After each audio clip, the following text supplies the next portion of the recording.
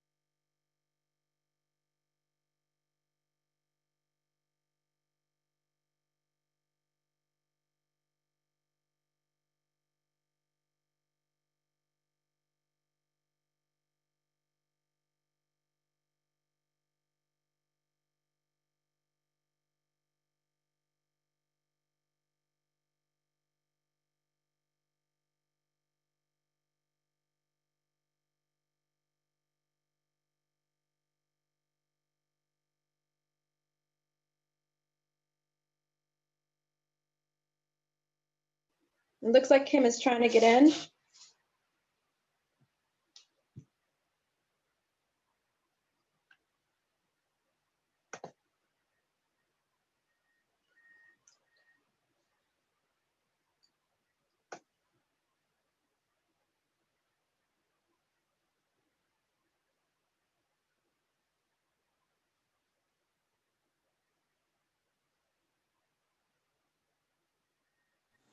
I think I'm here. Can you hear me? Perfect. Okay. Yep. I don't know if you can see me. I don't know what's going on. I can see you too. Mm-hmm. It's fine. I'm having All all right. these problems So over here. what I'll do, we're gonna get started. Let me see, and I'll get a list of folks. I know.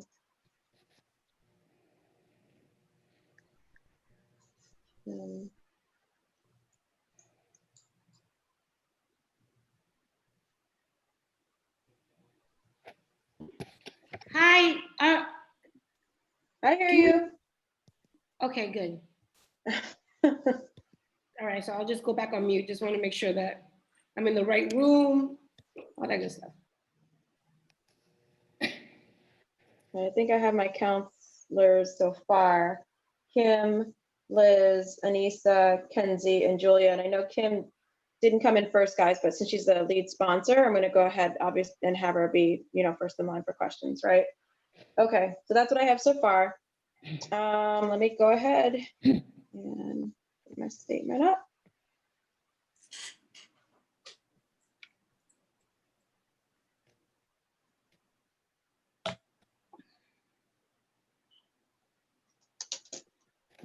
All right, so we'll go ahead and we'll do the general housekeeping. I got to read my statements. I'm going to read Andrea's. I believe she's not going to be able to make it today. And then introduce my colleagues who might go ahead and make their opening statements. I think Counselor Janey, then I'll turn it over to her to kind of set the stage and discuss anything. And then we might go then to the administration. Okay? All right. So we're going to go ahead and get started. Carrie, you're good to go? Christine? Everyone? Good to go, All all right, set. got a highlighter today to gavel in with. So here we go. Today is Thursday, June 4th. It's about 1:30.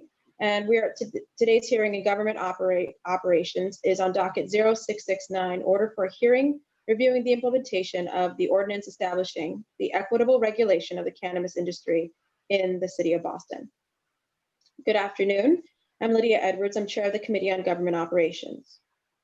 Today, we'll be reviewing the implementation of the ordinance for regulation of the cannabis industry in the city of Boston. This matter was sponsored by Councillor Kim Janey and was referred to the committee on April 29th, 2020. In accordance with Governor Baker's March 12, 2020 executive order modifying open meeting laws and relieving public bodies of certain requirements, including the requirement that public bodies conduct its meetings in a public space that is open and physically accessible, this hearing is being held virtually on Zoom. It enables the City Council to carry out its responsibilities while adhering to public health accommodations. The public may watch this meeting via live stream at www.boston.gov/city-council-TV. It also will be rebroadcasted at a later date on Comcast 8/RCN82/Verizon 1964. For public testimony, written comments may be sent to the committee email at ccc.go@boston.gov and will be made a part of the record and available to all councilors. By way of quick background, the City Council passed the ordinance establishing equitable regulation of the cannabis industry in November 20th, 2019, and it was signed into law by Mayor Walsh on December 2nd, 2019, as Chapter 5 of the ordinances. This ordinance establishes a Boston Equity Program, creates a cannabis board, establishes criteria for licenses to ensure quality and fairness, establishes a mechanism for funding to assist small businesses, establishes standards and best practices for businesses, recognizes community impact and involvement, strengthens residency requirements and standards, and provides transparency through the creation of a registry.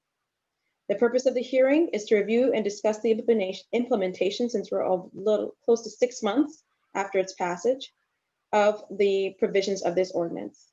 I will now turn it over to, first, before I turn it over to Councilor Janey, I did want to read the letter that I received from Council Campbell, who is unable to attend today. Dear Chairwoman Edwards, colleagues of the Committee on Government Operations, I regretfully cannot attend today's hearing on docket 0669 regarding an order for a hearing reviewing the implementation of the ordinance establishing equitable regulation of the cannabis industry. I commend the Council President for continuing the hard work of ensuring equity in this new cannabis economy.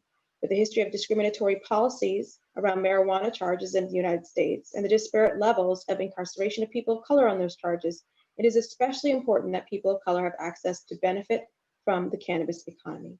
I will be ably represented by a member of my staff at today's hearing and look forward to reviewing today's hearing, recording, and committee report and working with the committee on any recommended next steps. Sincerely, Andrea Campbell, District 4. So now I will turn it over to my colleagues for brief opening statements, and then we will get to business. Councilor Janey, the lead sponsor, if you will. Thank you so much, Madam Chair. I want to thank you for your strong advocacy. I want to thank all of my colleagues, members of the administration, and especially the advocates and the entrepreneurs. Your voice is so critical to this process, and I know it's been very difficult for you. As folks know, last November, on November 20th, the Boston City Council passed the ordinance establishing the equitable regulation of the cannabis industry in Boston to ensure that communities disproportionately impacted by the prohibition of cannabis can benefit from the multi-billion-dollar industry. The ordinance prioritizes equity, creates an equity program, as folks know, and really promotes local ownership diverse ownership from communities disproportionately impacted. All that being said, that happened last November. Here we are, June. There have been some developments since that time, including the establishment of the Boston Cannabis Board, which the ordinance called for, the opening of Boston's first dispensary, which was also the first in the Commonwealth to be owned by people of color, as well as the first economic empowerment applicant to open. And the council has voted to approve the $1 million appropriation to seed the first in the Commonwealth equity fund. So those are good developments, but there still has not been any movement in terms of getting HCAs through. And we know that many small businesses have been struggling, not just in this industry pre-COVID, because of all the inequities and all of the hurdles that they are facing. But since COVID, they've been hurt even more. And so we have a responsibility, particularly given everything that is going on in our country. We know that in this industry, businesses, the rec businesses that had to close due to COVID that were open. Now, again, we only had the one in Boston that was only open, I think, for 17 days, and we can confirm that in this hearing. But on average, the rec shops are losing nearly $2 million in sales on a daily basis. And that figure comes from the Mass Cannabis Control Commission. It was based on sales. Can you hear me? Hello? Okay, I just got a telephone call. I'm on my cell phone. We can hear you. Please bear with me with the technical difficulties. I just got a call, so it didn't disconnect us. So anyway, this data point came from the Mass Cannabis Control Commission, and it was looking at the period of time between December 30th of last year and March 8th of 2020 this year. And that revenue doesn't just impact those companies that were open, it impacts the host communities. The fact that Pure Oasis had to close, that was an interruption in the money that should be flowing into the Boston equity fund that we created. And we know the importance of planning with an eye toward equity. Folks haven't seen the op-ed in the Globe by members of this body. We know we have to plan with equity. And so this industry is crucial in reviving the economy here in Boston, particularly for entrepreneurs of color from from communities that were disproportionately impacted. It's evident over the past few days that we need to put forth. And when I say evident over the past few days, it's evident to some over the past few days. It's been evident to many of us, and we've been saying this over and over and over again, that we need to put forth policies that will liberate and really create the true equity that we need to see for Black and Brown folks in our city. Jesus Christ with the text. All right.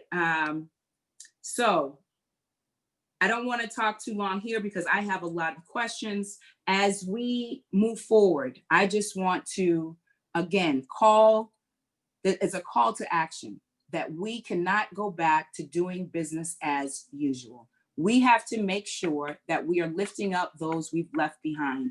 And it's clear about who those are. They are folks in our community, in District 7 and the other council districts in our city that are made up of poor people of color who were the targets of the war on drugs and that also fed into mass incarceration. This is our moment in time here in this city to set a new course in Boston. We need to take this opportunity with this ordinance and the work that needs to come beyond this ordinance, because this ordinance doesn't address buffer zones. We still need to do that work. We need to create an equity empowerment zone in the high revenue traffic areas like the Seaport and Fenway and Copley, so that entrepreneurs of color can also set up shops there. So there's a lot more work that has to be done. I am grateful for all of the advocates and entrepreneurs who are still in this. I encourage you to stay encouraged because we are not giving up this fight and we are not going to go back to normal. Thank you, Madam Chair, for allowing me to say a few words. I know we're going to hear from other colleagues on the council, But if you would indulge my request, I would ask that after we do that, that we set the stage with an actual entrepreneur who has faced some barriers before we kind of go into hearing a presentation from the administration, if that fits with your thinking for this hearing. Thank you for your consideration. And again, thank you for your leadership and your partnership. Thank you very much, and that's no problem. I have up next Councillor Braden. Any opening remarks?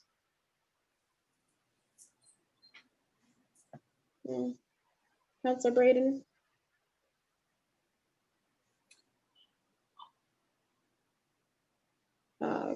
You're on mute if you're on the phone, Councillor Braden.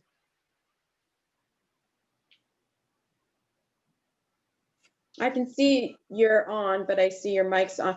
So I'm gonna go ahead and try to. Okay.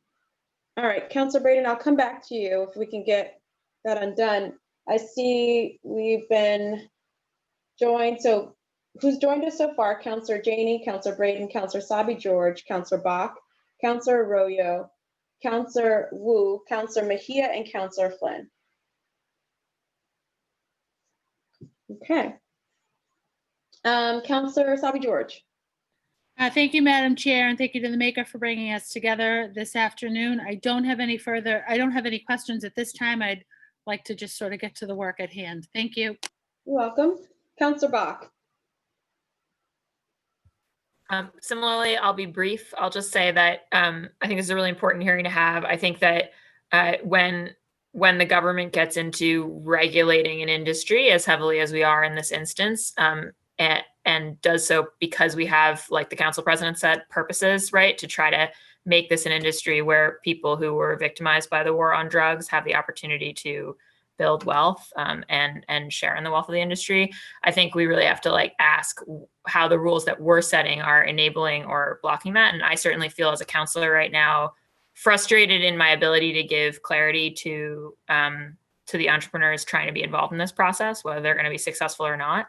And I think that we have to recognize that long lag times, both the ones created by our processes and the ones created by the forces out of our control of COVID-19, contribute to make it easier for the people who can stay in the game and wait out the length of those processes are, increasingly the ones who have access to deeper capital resources. So I think it's just really important for us to think about how we make the playing field even on that front. So grateful to the Maker and glad to be here today. Thank you, Madam Chair. Thank you, Councillor Bach. Councillor Arroyo. Thank you, Madam Chair. Oh, there we go. Thank you, Madam Chair. Not much to say. Really, just want to make sure that we use this time productively. Obviously, I mean, in my district, we have certainly a number of people trying to open. There's a number of different inequities that I think this ordinance itself set out to address, and there's some that still exist that would have to be addressed, I think, in another form. But with that said, I'm just here to listen, make sure I have, I'm assuming there'll be time for questions, and so I'll ask them then. Thank you. Yep. Councillor Wu? Thank you, Madam Chair. I want to echo thanks to the sponsor, and not just for this follow-up, but for the original framework and the persistence and leadership to see that through. Much of what I'm interested in has been described already. I just want to add an additional flag that I had, prior to COVID, been having conversations with several applicants who were into the process, but hearing from the administration that they would not be able to proceed unless they fulfilled certain requirements, including letters from various counselors, including all of the at-large counselors who lived in the area and district counselors, et cetera. According to my reading of the original ordinance, it did not seem to line up with what they had been told. So would want to seek clarity on that, and particularly for those who've already gone through the community process, making sure that we are not putting up additional barriers in claiming that the ordinance requires it, when in fact the ordinance is meant to provide consistency and clarity. Thank you very much. Thank you, Councillor Mejia.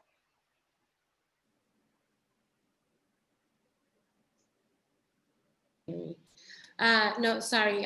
Thank you.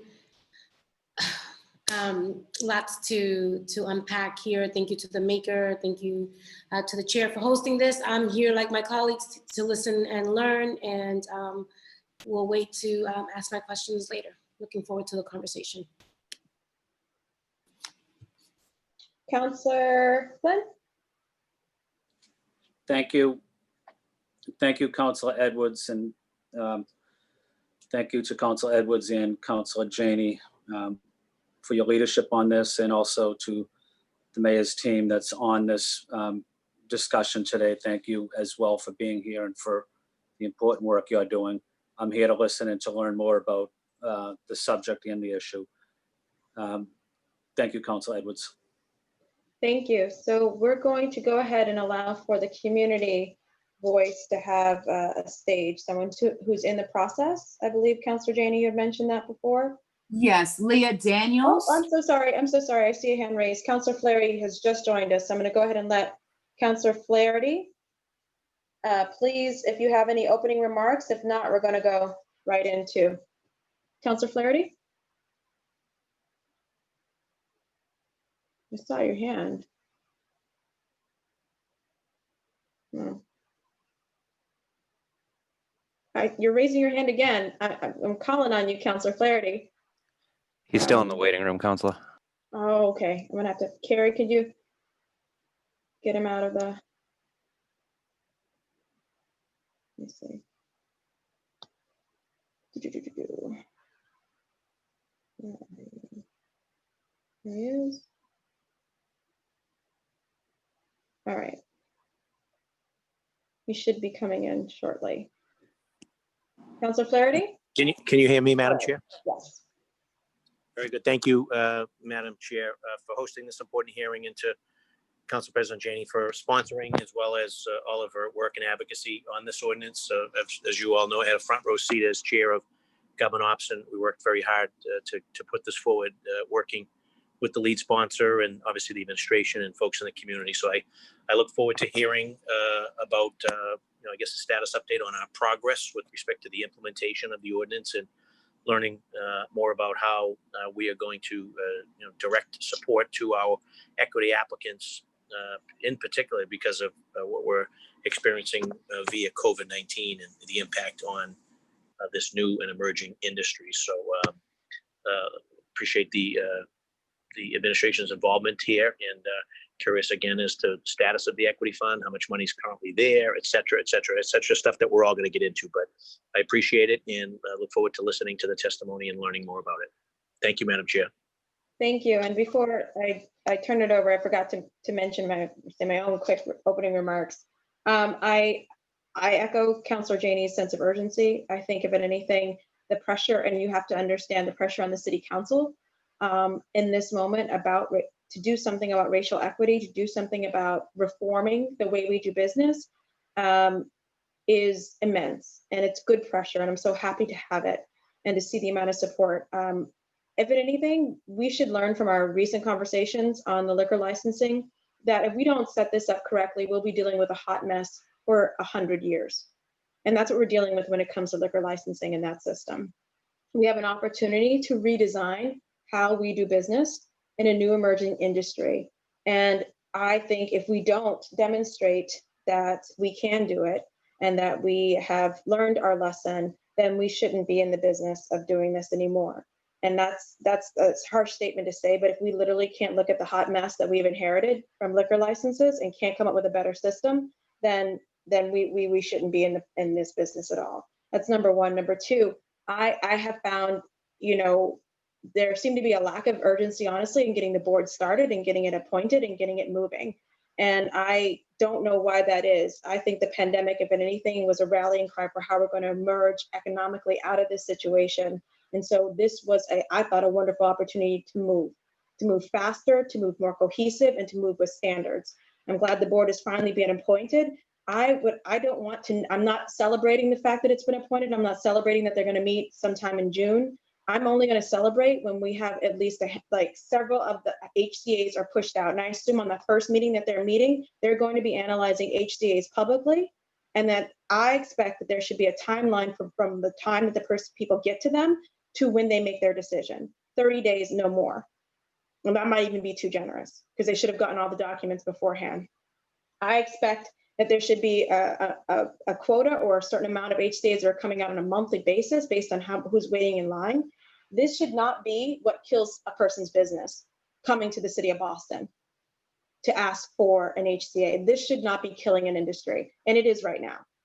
I expect that there will also be a breakdown of not only the amount, but the amount of corporate versus local coming into the city of Boston. I just read today, right now, that it looks like East Boston will be getting a second pot shop in the city of Boston. It is corporately owned, and they've already petitioned to flip it.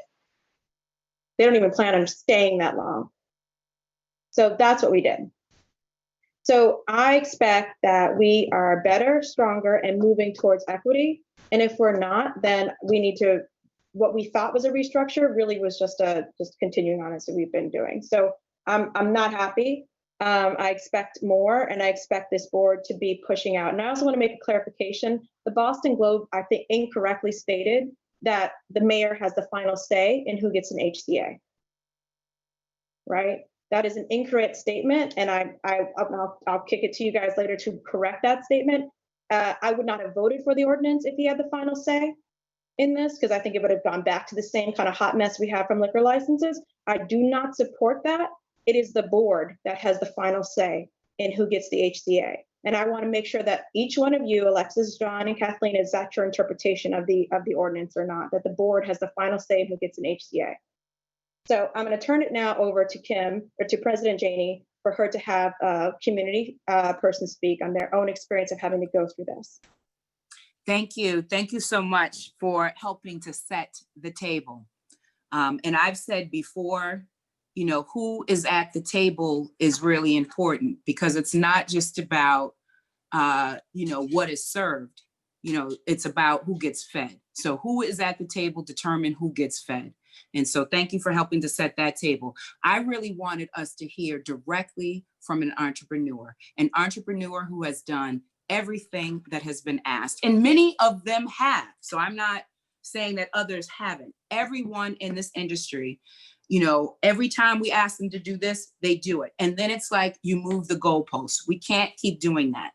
It is, as Councilor Edwards said earlier, killing businesses, particularly those who are already more vulnerable because of the pre-existing inequities. And let's name it. It's white supremacy. That is why we are where we are.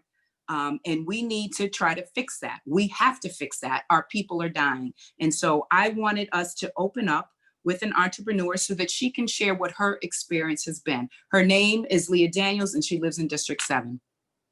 Leah, are you with us? Let me see if she's in the waiting list. Leah and Jacinthe, maybe? Would they be on the? Yes. Okay. Yeah. Okay. Just Cook might be the comes. last. Yeah. Here she comes. Thank Leah? you. Leah should be on.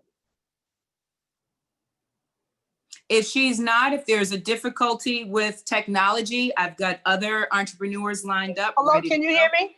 Oh, Yes. Yep. There you go. Okay, can you see me? Yes. Okay. Okay. Good afternoon. Thank you for allowing me to speak to you all today. Kim has already introduced me, should I say. My name is Leah Daniels. The name of my company is Alchemy League. I started in this process originally when economic empowerment opportunities became available back in 2017. There was a small 2-week window that the Cannabis Control Commission allotted us to be approved as an economic empowerment applicant. So I literally stayed up for almost 24 hours a day for 2 weeks, trying to get all of that information in, make sure that it was correct, did all of that. And finally they said, yes, you were approved for economic empowerment. I personally need to say this. I think that all I did was put a big old target on my back that says, hi, my name is Leah Daniels. I'm Black. disadvantaged, disappropriated, targeted, and etc. Because economic empowerment has done nothing but hinder me. It has done nothing but continue to put obstacle after obstacle in my way. It has not provided me with any additional opportunity, any expedited process for my application. If anything, it made sure that it got kicked under the rock with flip-flops. I stayed in that process for 610 days until I had nothing left to lose. I finally approached the Cannabis Control Commission directly myself, asking them, what is the problem now?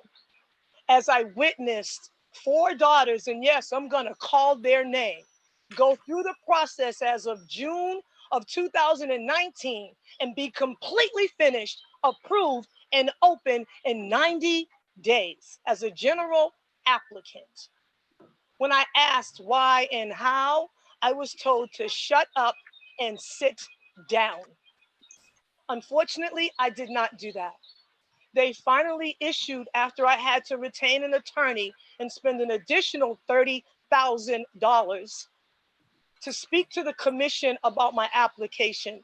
They finally issued me a provisional license. When I got awarded the provisional license, that's when I realized that the race that I had been running for 600 and some odd days literally just begun. That the money that I had expended to fill out an application to do business in the city of Boston had literally just begun. Now they want additional money, additional finances. Now you can't even move forward with building your building out until the Cannabis Control Commission comes out and tells you that you can now move forward with building.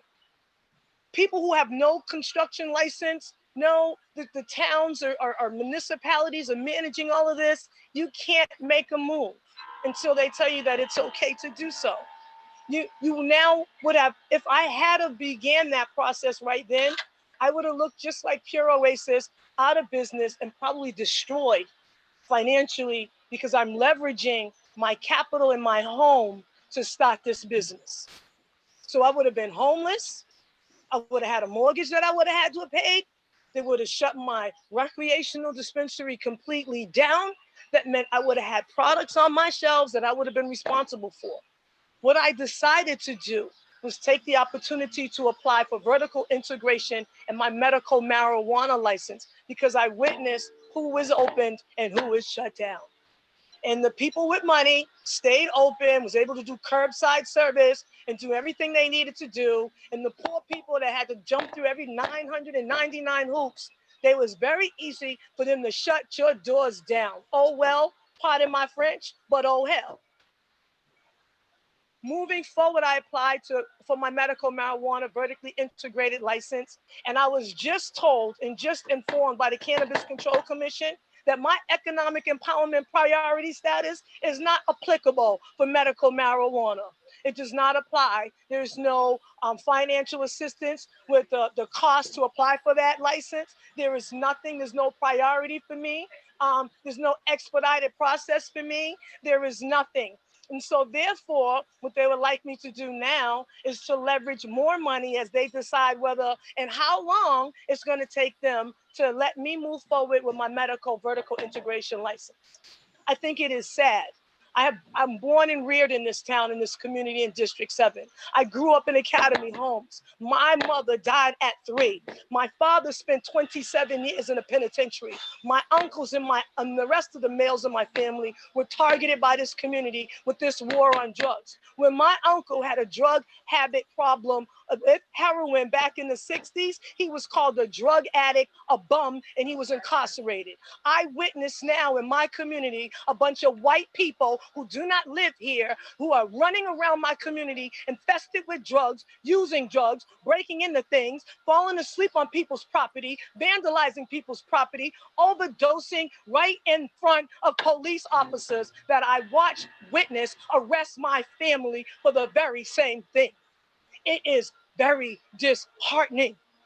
Now, I didn't try to run away from my community. I ran to it, trying to make some changes in my neighborhood, came up with things that would settle and solve and resolve that.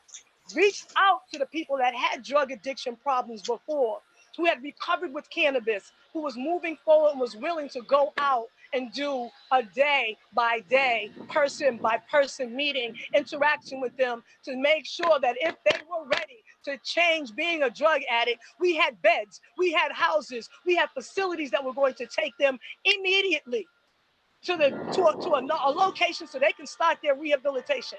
No disrespect to churches, no disrespect to my religious people, but people need more than blankets and Bibles when they're addicted to drugs. Thank you. Thank you. Now, I don't know where this is going, Kim. I love my district. I love it to death.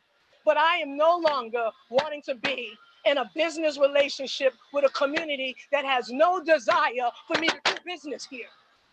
They have hindered me every which way.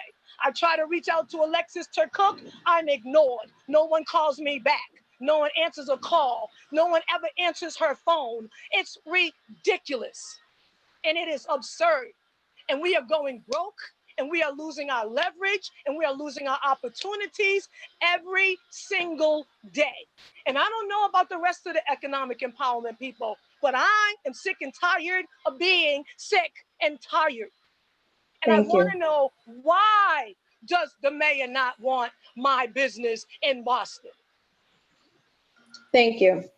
Thank you very much. It was important to hear directly from you about your own experience, and I do appreciate you being very vulnerable in that experience, from your own experience with the police, addiction. So thank you so much, Leah. I'm now going to turn it over to the administration to give some updates or brief remarks, and then we're going to go back to questions from the community, from counselors in the community. John, do you want to start? You want me, or would you like me to start? Go ahead, Alexis. Okay. Thank you, everybody. I know there were several questions made in the introduction. I'm looking forward to the continued dialogue. I have a brief prepared statement that I'm going to read from. Can you hear me okay? Before we start our dialogue today, I wanted to begin with a recognition of the troubled times we are facing, the emotions we are feeling, and a somber mood regarding the work we must continue to do. I have never publicly spoken about my background and feelings, but in the context of our troubled racial history in this city, the United States, and worldwide, I hope to bring a small but important understanding about the goals we are seeking to achieve in the cannabis industry. I grew up in public housing in Charlestown, and as a teenager was nearby as my stepfather was murdered on Bunker Hill Street, a result of his lifelong involvement in the criminal justice system and the drug trade. My half-sister was only 5 years old when her father was murdered, and we started having these difficult discussions. Not much different from many other homes across this city, struggling with poverty and access to opportunity. Several years later, another man who came to live with us was sentenced to life in prison for 2 murders. These relationships followed me. In college, despite having strong grades in my criminal justice major, I was rejected from internships because I didn't pass background checks. My half-sister, now a single mother of 3, has never recovered from these traumas, and it has informed my perspective as a public servant. That perspective embraces dearly the realities of poverty, opportunity, and trauma. I have 2 male African-American cousins, 2 Asian cousins, and 2 Israeli cousins. We were brought up to be colorblind, and I am proud of that and will never step back from that moral imperative. When I was asked by Mayor Walsh to accept this position, I envisioned people rightfully having an opportunity to own, manage, and administer a business that would provide a livelihood for their families and employees that would last generations. I applaud Council President Janey's desire to promote policies to include businesses of color in all of our neighborhoods, and I look forward to today's discussion. Thank you.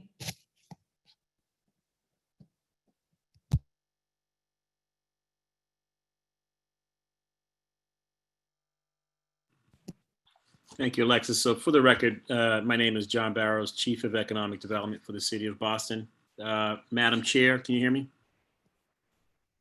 Yes. Madam Chair, Madam President, members of the City Council, thank you for the opportunity for the administration to address you on this very important issue. And most importantly, thank you for your leadership in driving equity in an industry that has impacted so many of us personally, so many of our family members, and clearly members of our community. So I won't take long in my intro so we can get to questions. I do want to acknowledge Leah's testimony, her frustrations, and unfortunately, being a Black entrepreneur, we know that she's not alone. And so in this process, we need to do everything we can to make sure that Leah succeeds and other folks who are trying to get into this business succeed, especially the empowerment zone, the empowerment license holders. So we're here to answer questions because we understand the urgency of the time that's been so eloquently stated here by members of the council and other testimonies. And so looking forward to answer questions.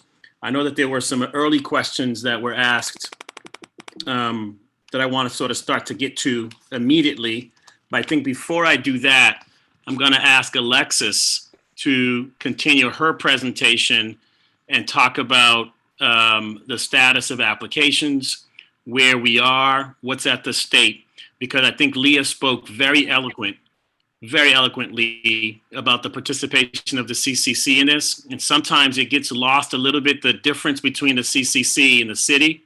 And it's very confusing. And in many ways, we want to report to everyone today how many ACAs we've completed, what's in the pipeline, what's in the process, and where they are in the process. Alexis, if you can actually take us through that, it'd be very helpful. I definitely will. There's something I wanted to say before I go through the list. I want to make a comment about something that Councilor Edwards said that was disturbing to me. And it was about hearing that Meridian Street was already petitioning to flip their license. Correct. Sure. Their host community agreement is non-transferable. So I would like to work with your office, and I will notify the CCC immediately that any petition to flip would be in violation of a host community agreement. So they will not be opening if that flipped.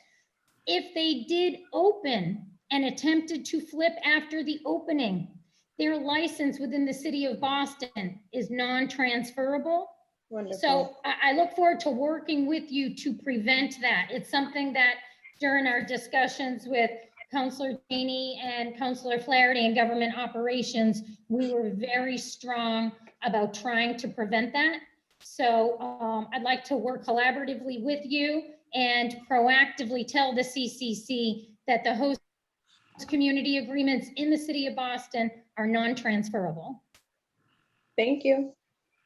So if we can circle back after that, that's something that I know I've appeared before this body several times. I think that has been a consistent message and something that we are all consistently supportive of preventing. So I look forward to some advocacy on that.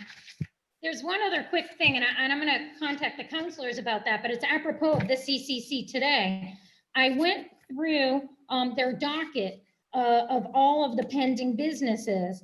What I thought was interesting for us to also be mindful of, an applicant, no matter where they are in the state of Massachusetts, has to do a positive impact plan to the CCC.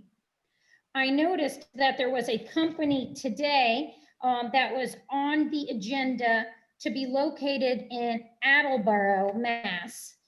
One of their goals and their positive impact plan was, and I quote, give hiring preferences to individuals, specifically the Roxbury neighborhood of Boston, it lists the census tract, the Mattapan neighborhood of Boston, and also lists the census tract. I want to send that to the council because I want to be sure that if somebody is presenting an impact plan where they say they are assisting our constituents, our residents, that they in fact are doing that. Because if they are not, that is another thing we should notify the CCC about. I don't think we should allow people to use our communities for their positive impact plan, get their license, and then we never see and hear from them again. So I think that we all have very strong voices in this chat. So I will send you that documentation after this call, and it's just something for us to continue to monitor as this industry continues to roll out. With that being said, I will just give a quick ticker update of where we are. Some of you know about the businesses, so I'm going to start quickly about post ordinance. So as we know, the ordinance passed 12-1, your body at the end of November. Mayor Walsh early signaled that he was going to sign it. At that point, I contacted the city's Do It team to highlight the portions of the ordinance where we needed a technology build out. In the first week of December, they posted a map of the city with the sites and also a more accessible link to every public meeting that has been had in the city of Boston for a marijuana establishment. So that was posted about within 2 weeks of the ordinance. The online application was updated also the second and third week of December. The way that it was updated, it had a specific question that said, are you seeking to apply as a Boston equity applicant? It listed the criteria and it asked an applicant to check the appropriate criteria if they were seeking to be part of the Boston Equity Program. The site allowed for an applicant to directly upload their information into the site if they want, but also recognizing that some of the documentation might be very confidential to an applicant. When we talk about Corey, when we talk about income levels, we also put language, if you didn't want to attach the documentation, that you could mail it to the Office of Economic Development. So that was another December addition, technology-wise, to the city site to comport with the City Council ordinance. In January of 2020, and Councilor Wu, this goes to one of your comments earlier, so I hope this helps. In January 2020, we posted a letter to the city website that said 2020 update. That we then emailed to people with pending applications. In that letter, and I'm happy to send it to all of you, it was labeled important update on the city site. We told applicants, you do not have to restart the process. Pending applicants do not need to restart the process, but the addition that you do need to do is you need to engage with your city councilor for a letter of support, opposition, or non-opposition. Other than that, we did not want to make them restart any part of the process. We wanted them to engage with their councilor according to the ordinance. I'll tell you exactly where the confusion about the district councilor and the councilor at large portion of this conversation came from. In November, there was a handful of us, Councilor Flaherty staff, Councilor Janey, and some city council staff. We sat in the room going line by line of the ordinance before it was brought to your body for voting. When we discussed, at the time, Councilor Flaherty was the chair of the committee. When we discussed the letter from a councilor, he mentioned, or a city councilor at large, if it's in their neighborhood, we ought to have a say. And that is why in the 2020 update letter, we asked for you to engage an at-large councilor if you were in their district. It was in response to what was voiced to me and other staffers in November down in council chambers as we worked on the ordinance. So that 2020 update was posted in January. online where we told people they didn't have to do it, but they should engage with their counselor. At the end of February, the cannabis board was named. At the end of February, a final license was issued for Pure Oasis in Grove Hall. The city jumped into immediately working with Pure Oasis to ensure a very successful opening. Not only was it the first recreational shop in the city of Boston, it was the first economic empowerment in the state of Massachusetts, so arguably on the eastern seaboard of the United States. Pure Oasis opened, we started the opening process the first week in March, and then they opened on March 9th. According to all of our dialogue with the operators, abutters, city agencies, it was a very successful opening.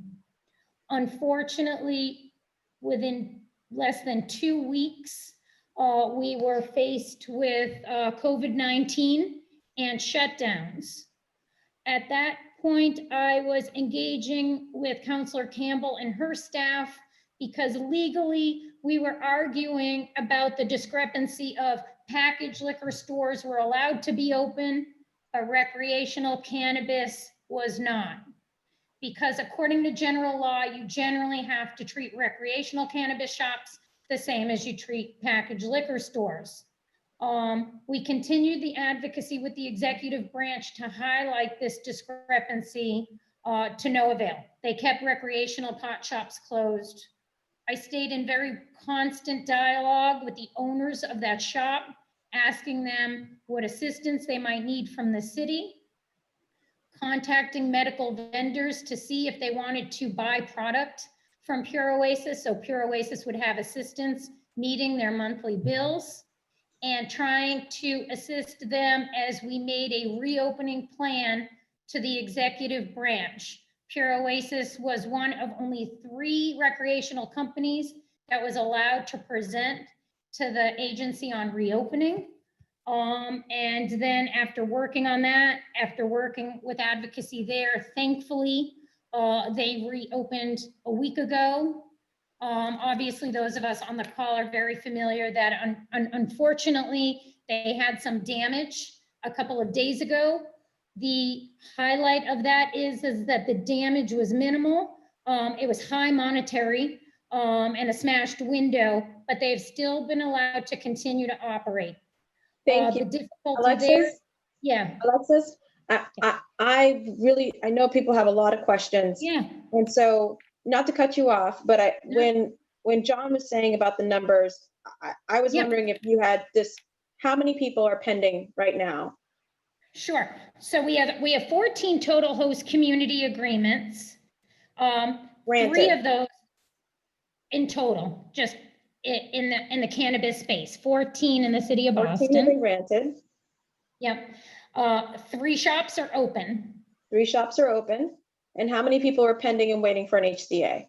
How many come? How many are pending and waiting for an HCA? Well, so that is a more nuanced question because we have a 1-for-1.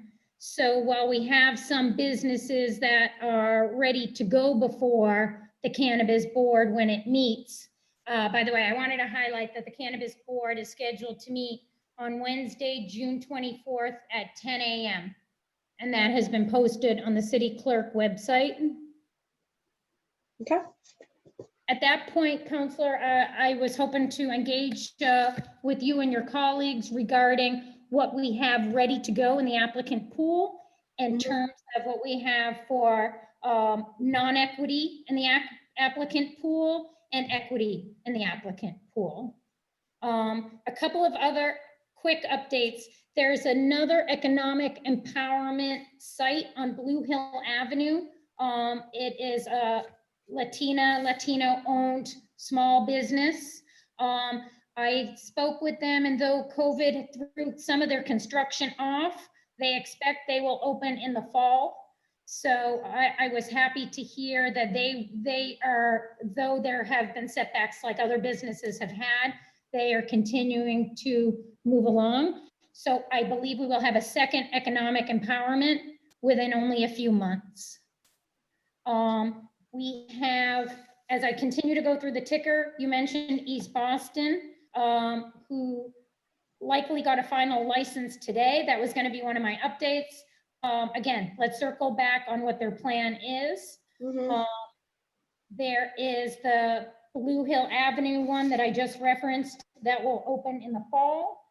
There is a Jamaica Plain one at 401 Center Street, which is a Latino African-American local entrepreneurial team. They expect to open in September.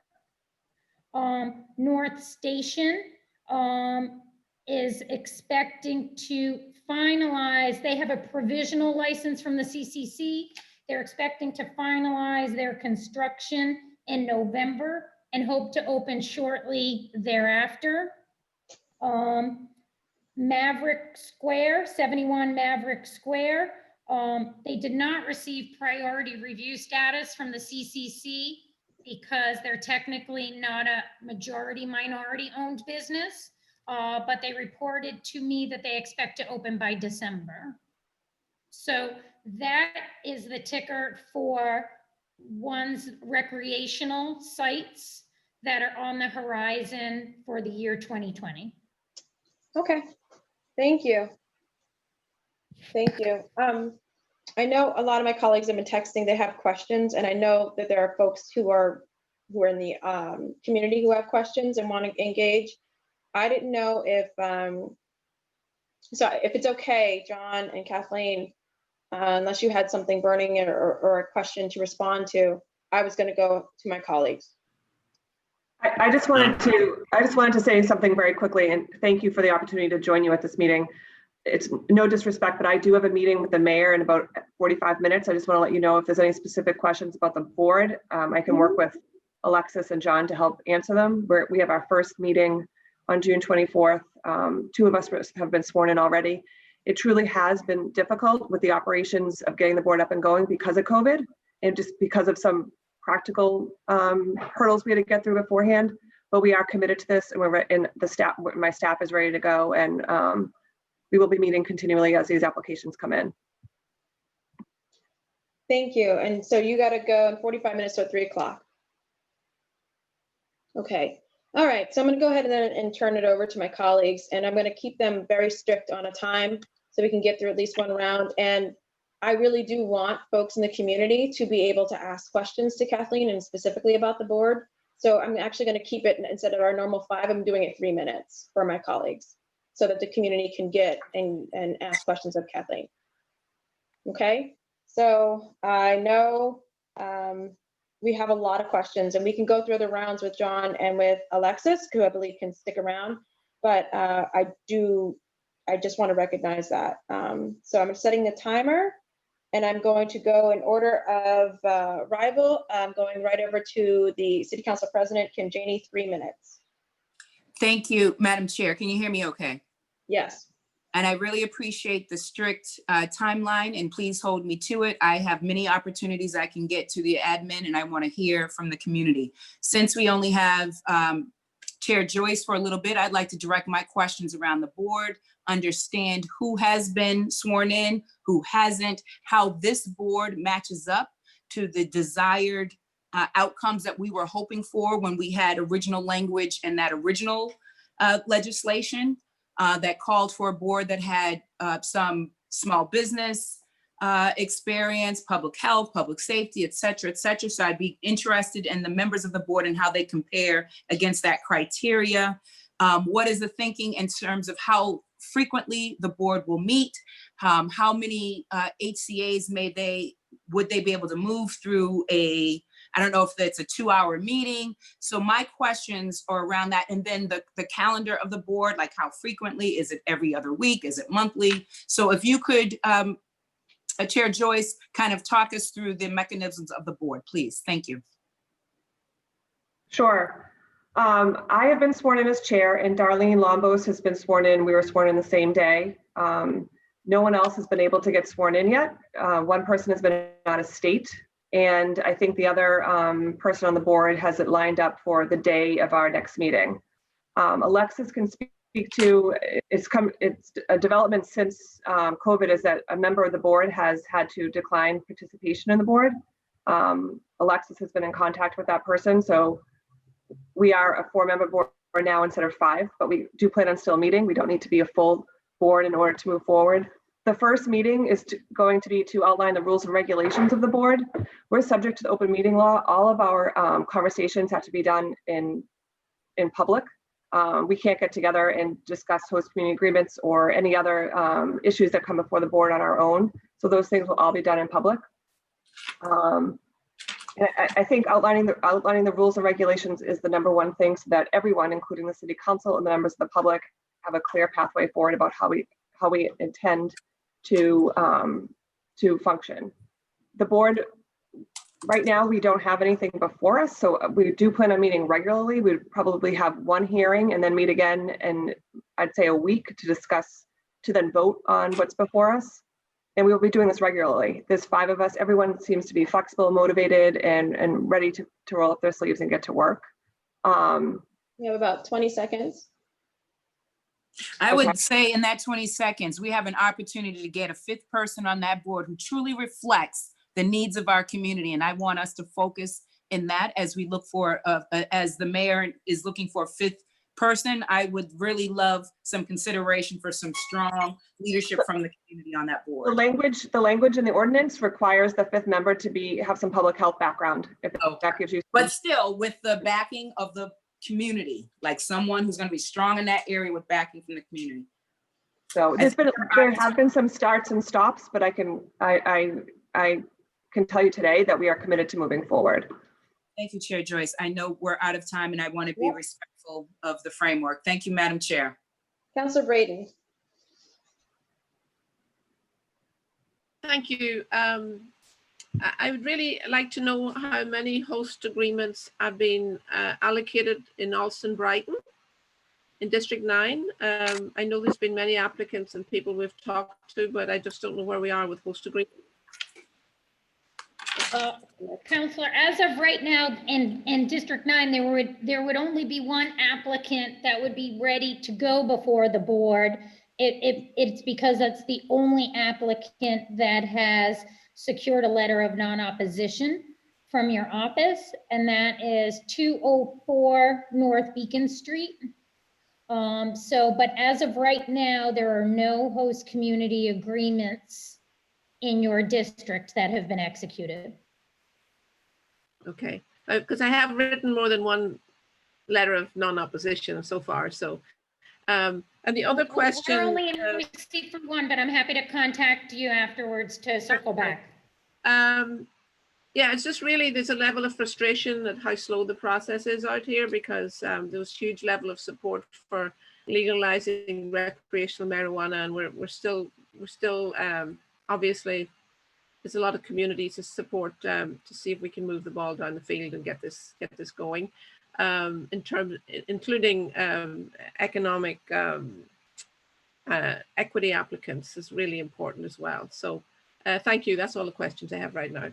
Duly noted. I have to add that one of the stark contrasts we've noticed in the city was how high your constituents voted to approve it, yet how contentious the community meetings have been. I think they've been the community meetings where the most opponents have come, and I don't think we've had any equity applicants there, but I'm looking forward to presenting to the board some options for Brighton in collaboration with your office to continue this dialogue. I think there's a small but vocal group of folks who are opposed. In many cases, it's because of the geographic location of the proposed site, which sometimes I'm in totally agreement with their critique of the situation. But like 75% of the population of Alston Brighton voted to legalize marijuana. So there's a level of frustration. So thank you. I look forward to working with you to see if we can come to acceptable sites and locations and all the rest of it going forward. Thank you very much.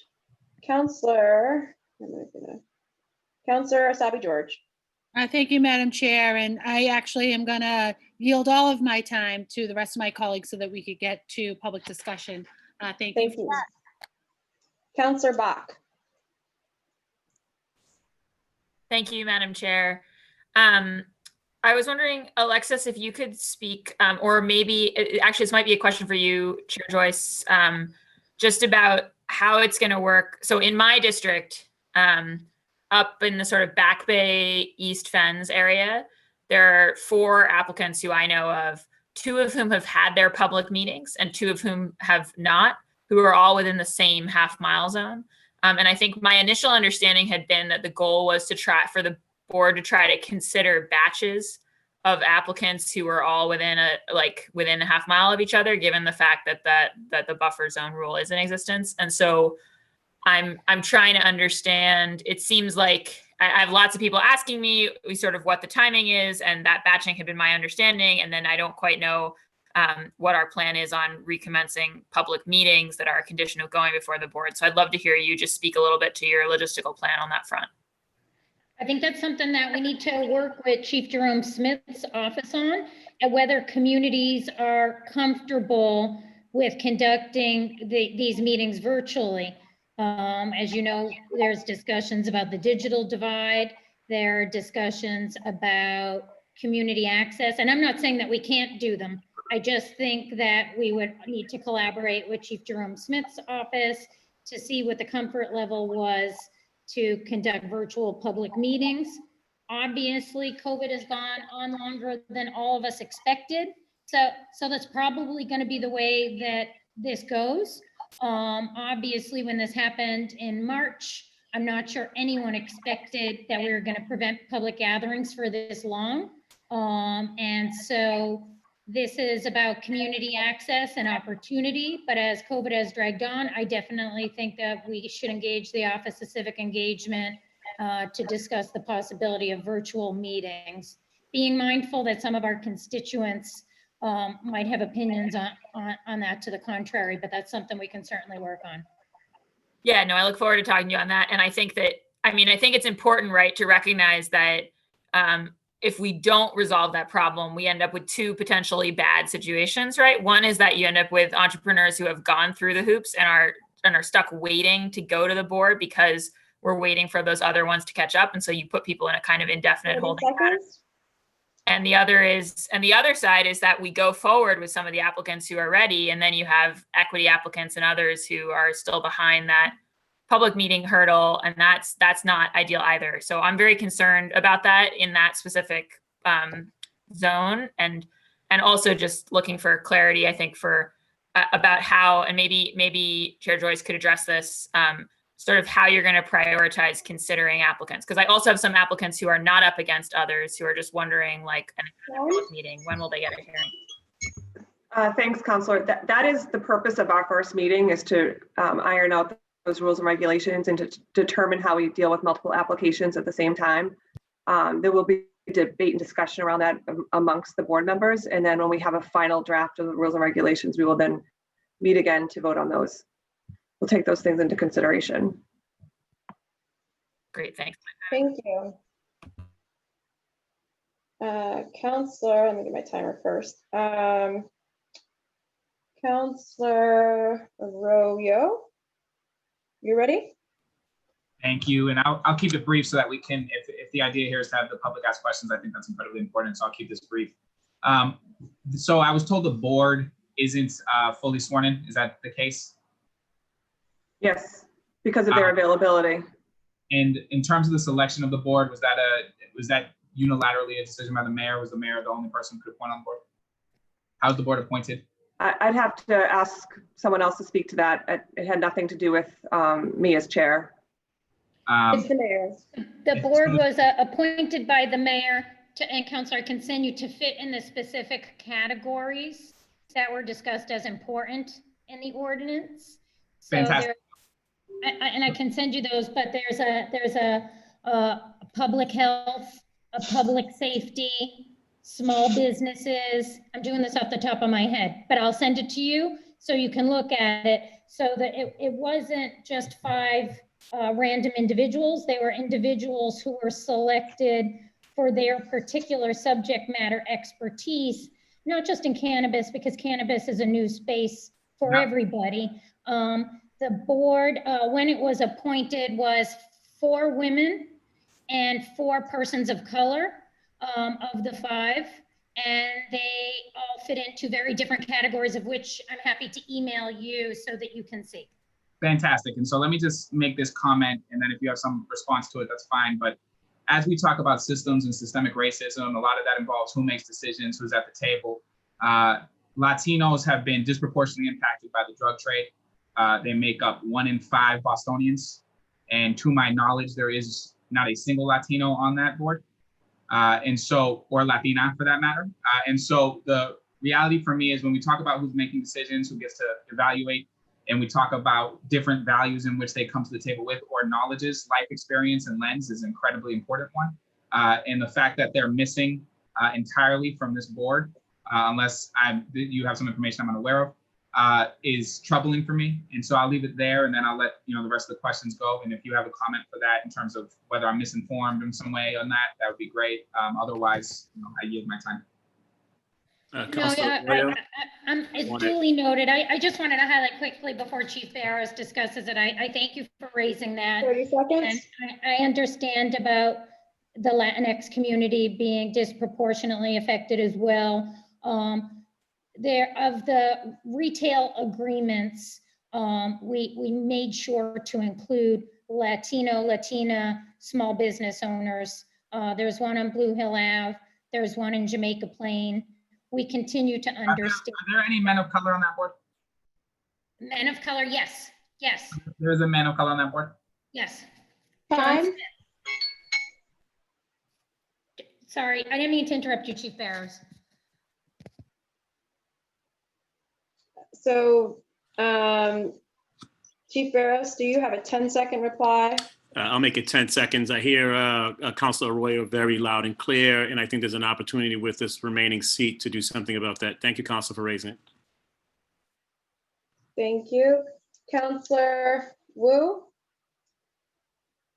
Thank you, Madam Chair. And thank you, Alexis, for referencing what I said in the opening in terms of in your statement. I just want to go back to that a little bit because I'm very concerned kind of hearing what I got from what you were saying in the last round was that the city is in fact adding barriers or requirements to implementation that were not in the original ordinance based on some conversations that had happened in meetings leading up to passage of the ordinance.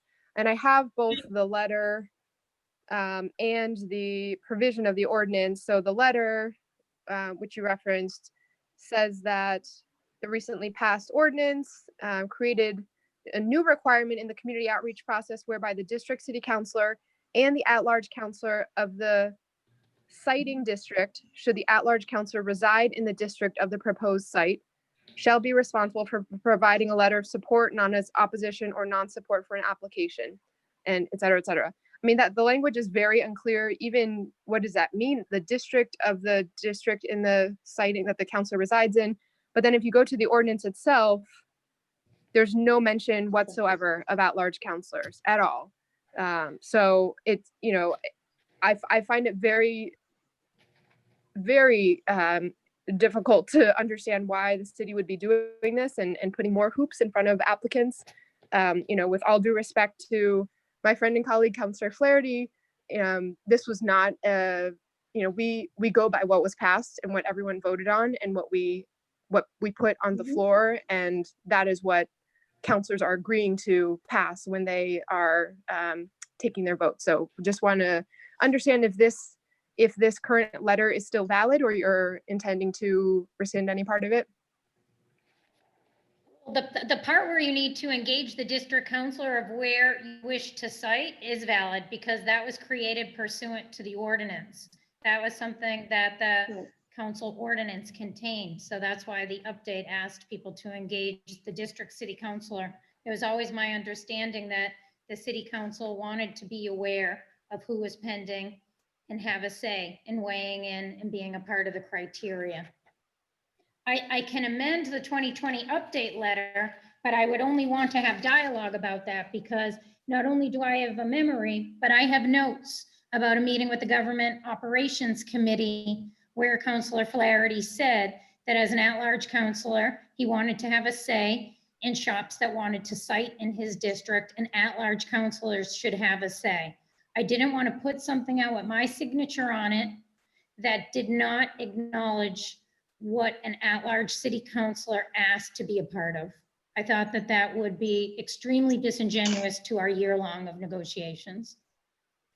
I appreciate the intent. And again, all due respect to my colleague, but it's really unclear to what you even mean by the district in which the at-large councillor resides. It would mean if somebody wanted to operate at 10 Bunker Hill Street in Charlestown, that they would have to make a presentation or submit documents to Councillor Edwards on what they wanted to put at 10 Bunker Hill Street in Charlestown, so that she could decide support, oppose, or non-opposition. That is in the ordinance. Non-opposition would designate that she was aware of it.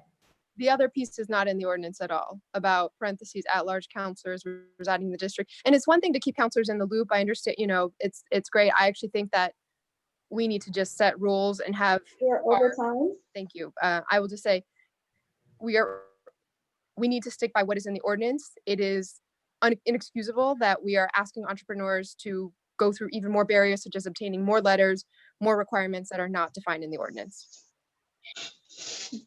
We are over time.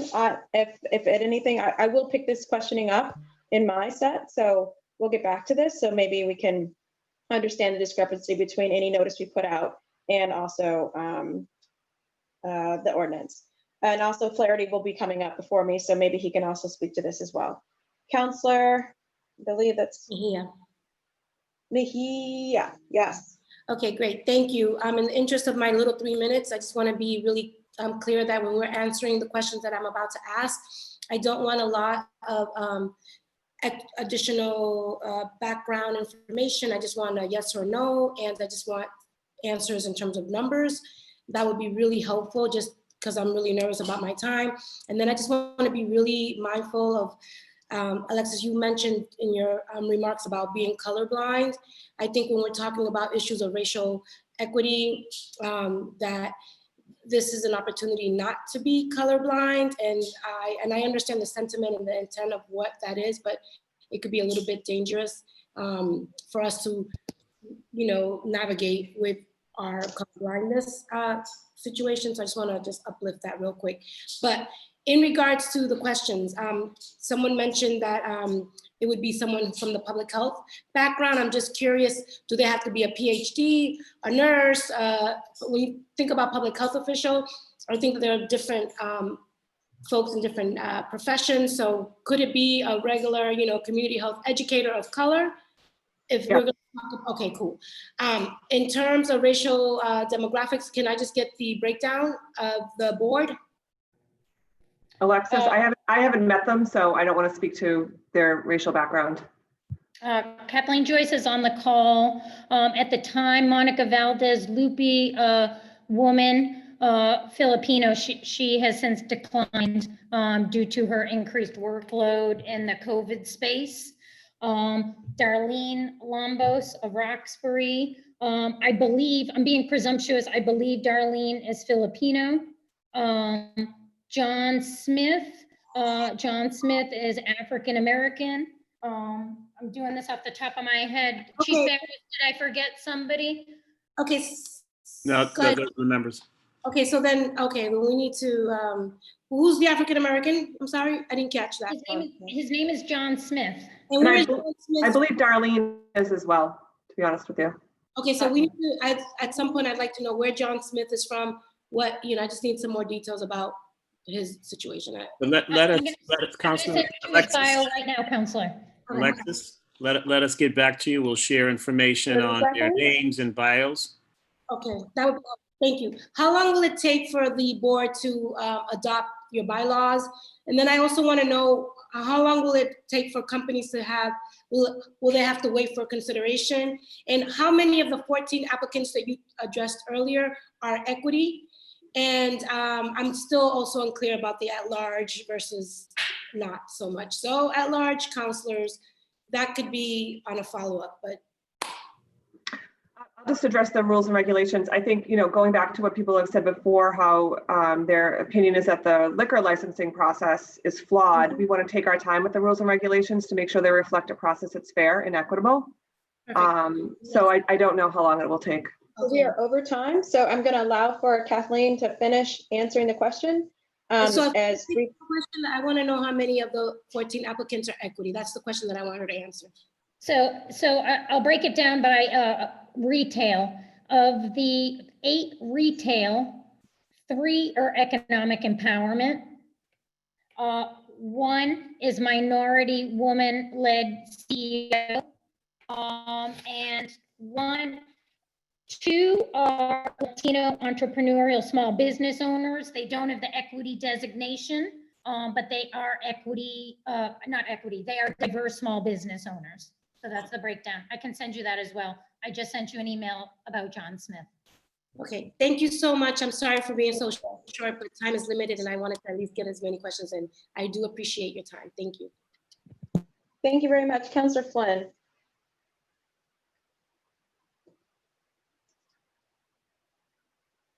Councillor Flynn may have had to go to another meeting.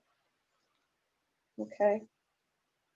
I'll come back to him if he's coming back on. Councillor Flaherty?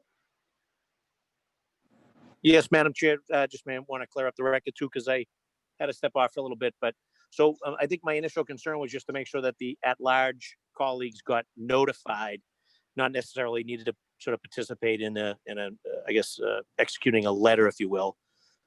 Only question I had, I think at the time, was in the instance of a district councilor being in opposition, does the applicant have the ability to go to, say, an at-large councilor to get either a letter of support or a letter of non-opposition? But just because it's not in the ordinance, so I want to make sure we're not, complicating things. So again, in the interest of, I think the spirit of the ordinance was the district councilors should be the ones to be authoring letters of support or opposition or non-support.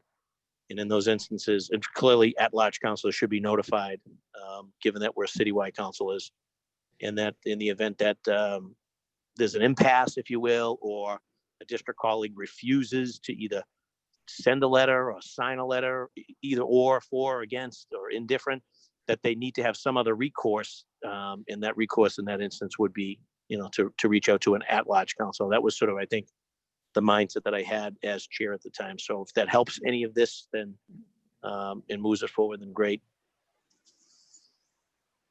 There we go. Thank you very much. Did you have anything else? You have a minute and a half. No, that's good. I just want to, obviously we're going to get the ball rolling and make sure that we're doing what we need to do as a legislative branch, and making sure that we're, vetting the applicants and moving the process at the end of the day. So that's, we're all committed to do. I mean, since day one, we've all worked together on it with the lead sponsor and as a body, and also working with the administration, Jerome initially, and obviously Alexis as well, and now the new commissioner. So supporting efforts to kind of get this ball moving, and I just want to make sure that I wanted to clear up in terms of if there's any question or concerns around the at-large role and what I envisioned it to be. And it was really more in sort of the notice position as opposed to having to author letters of support and what have you. So that's good. Thank you. So I'm putting myself on 3 minutes. So I will just state for Alexis, I think you had offered, and I think it would make sense to amend that letter to remove reference to the at-large city councilor. I believe part of the process in general for being notified in a 300-foot buffer, if they're close enough and within that, they would get notified anyway. And I'm sure that they would be notified just by virtue of being a local politician. So I think to remove any language that might be confusing, or any language that might be construed as adding a burden, let's just remove the at-large language. I think you had offered to do that, so I hope you can do that, and that'll be great. Right. And Chair, just if I may, the spirit was that the council remain. Oh no, not on my time. I'm strict on time. Sorry, not on my time. Council just has to remain involved. Nope. Reclaiming my time. I'm gonna finish. Sorry. I do want to get to the community. That's why, Michael. with the board, because that's, I know that Kathleen has to leave. So I want to just make sure that I understand correctly. So we have no rules and regulations for the board. The first meeting, is there anything proposed for the board to look at, or will they be constructing it at the meeting? We plan on putting together an agenda the next couple of weeks in a draft of the rules and regulations. And then after we discuss And that will be them, disseminated publicly? yes. And then there's a 30-day comment period. 30-day comment period. So that actually is longer than your meeting. So so if it comes out the next week, you're going to be meeting publicly as a body before the comment period ends. The comment period won't start until after our first meeting. Oh, so when are you putting out the draft regulations? We'll have an agenda at least a week before the meeting. It's now June 4th. The meeting's on the 24th. All right, so we have the draft regulations coming out. You'll put them out. We'll discuss some of them during that meeting. We'll have comment period that'll end. And then we meet again. We meet again after the comment period? Yes, and then we vote on them. And then you will vote on the regulations. And then after that, the following meeting will be, what, within a week? To start assessing HCAs? Within a week of that. So just by terms of timeline right now stated, and then a week before the first hearing on the 24th, bad at math, so what is that by this, 24 minus 7, what is that? Whatever date that is. That will be the draft regulation date, 30 days. They will then have the hearing, or excuse me, the hearing to discuss them. There will be a public comment period for folks to add their thoughts in that 30 days. I have 10 seconds. Then they will be approved at the next meeting. Right? That sounds about right. I don't have my the calendar in front of me, but that sounds about right. Okay. At the next meeting, it will, and I want to make sure it will be within 30 days of the like at the end of the comment period. I don't want another 60 days before the meeting is to vote the regs in. Oh, no, we'll be voting them in. I don't even want like a week. I want it like the 30th day. They're ready to go. They're ready to go. Okay, you're ready to meet and vote on them. And then once we discuss them, yeah. Yeah, and then on a week from then, you will be voting on HCAs. So we review the application that comes before us. Mm-hmm. And the HCAs, the ones that are halfway through the process, those are still being signed by the city. And Alexis can speak to that. Yep. Okay. So I'm staying within my own 3 minutes. We'll work on that calendar in the next round, but we are going to go to public testimony to get some folks in to ask questions. They've been waiting patiently, and I wanted to make sure, since we still have you for another 10 minutes, and so the public, we have 10 minutes with the chair of the board. So I'm not sure, is it Christine or Carrie? Who's going to be letting folks in to testify? I can definitely help if you want me to. I got the list in front of me. Okay. So we have, I heard Carrie say that. So I think there was a couple hands already raised. I think Saskia was the first hand I saw raised, and then Gabe. And then now Brian. So I'm putting them in order. So as you guys come up, I'm going to put them down. We're going to go ahead and start with Saskia. You see her. Saskia, go ahead. Can you guys hear me now? Yes, and I'm keeping strict time. I'm going to keep you guys to 1.5 minutes, actually. Thank you so much. Okay. Thank you so much. I'll be brief. We just have 6 recommendations on behalf of MRCC that I want to present. Our first one is that we believe that $5 million after 5 years is insufficient. We look at the cannabis boards as accomplices and allies in the task of moving the conversation forward for social equity. The cannabis board must hold the state accountable to allocate cannabis tax revenue towards Dorchester, Roxbury, Mattapan, and for these funds to be used towards cooperative economics education. 3, the City of Boston should provide locations for micro, co-op, and cultivation social equity licenses.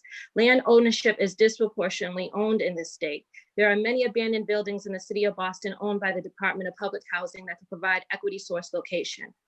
4, more support from the Cannabis Board on widening the protocols for participants with criminal records by designating a percentage of contracts by Black and Brown people with quarries able to participate. We know the security measures that's needed in the legal industry. It makes no sense why we're not acknowledging that with quarry records. The Cannabis Board is the accomplices to pushing this conversation forward. I'm going to repeat that.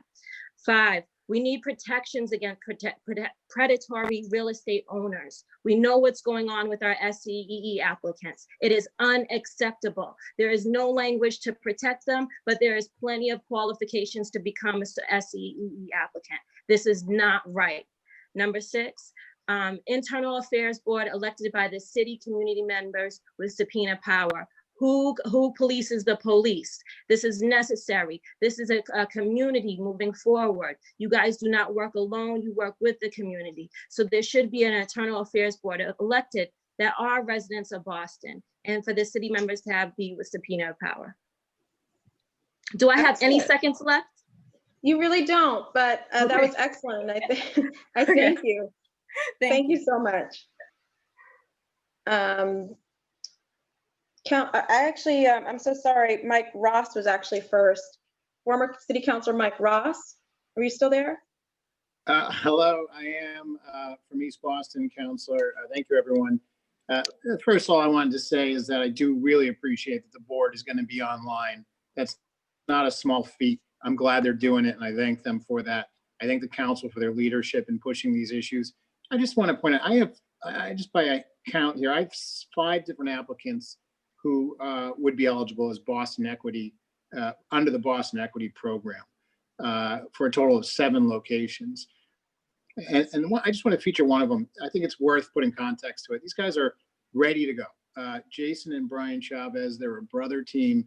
They are absolutely have been victims on the war on drugs. They've been incarcerated. They've lost or arrested. They have lost loved ones. They are from this community. They are second generation.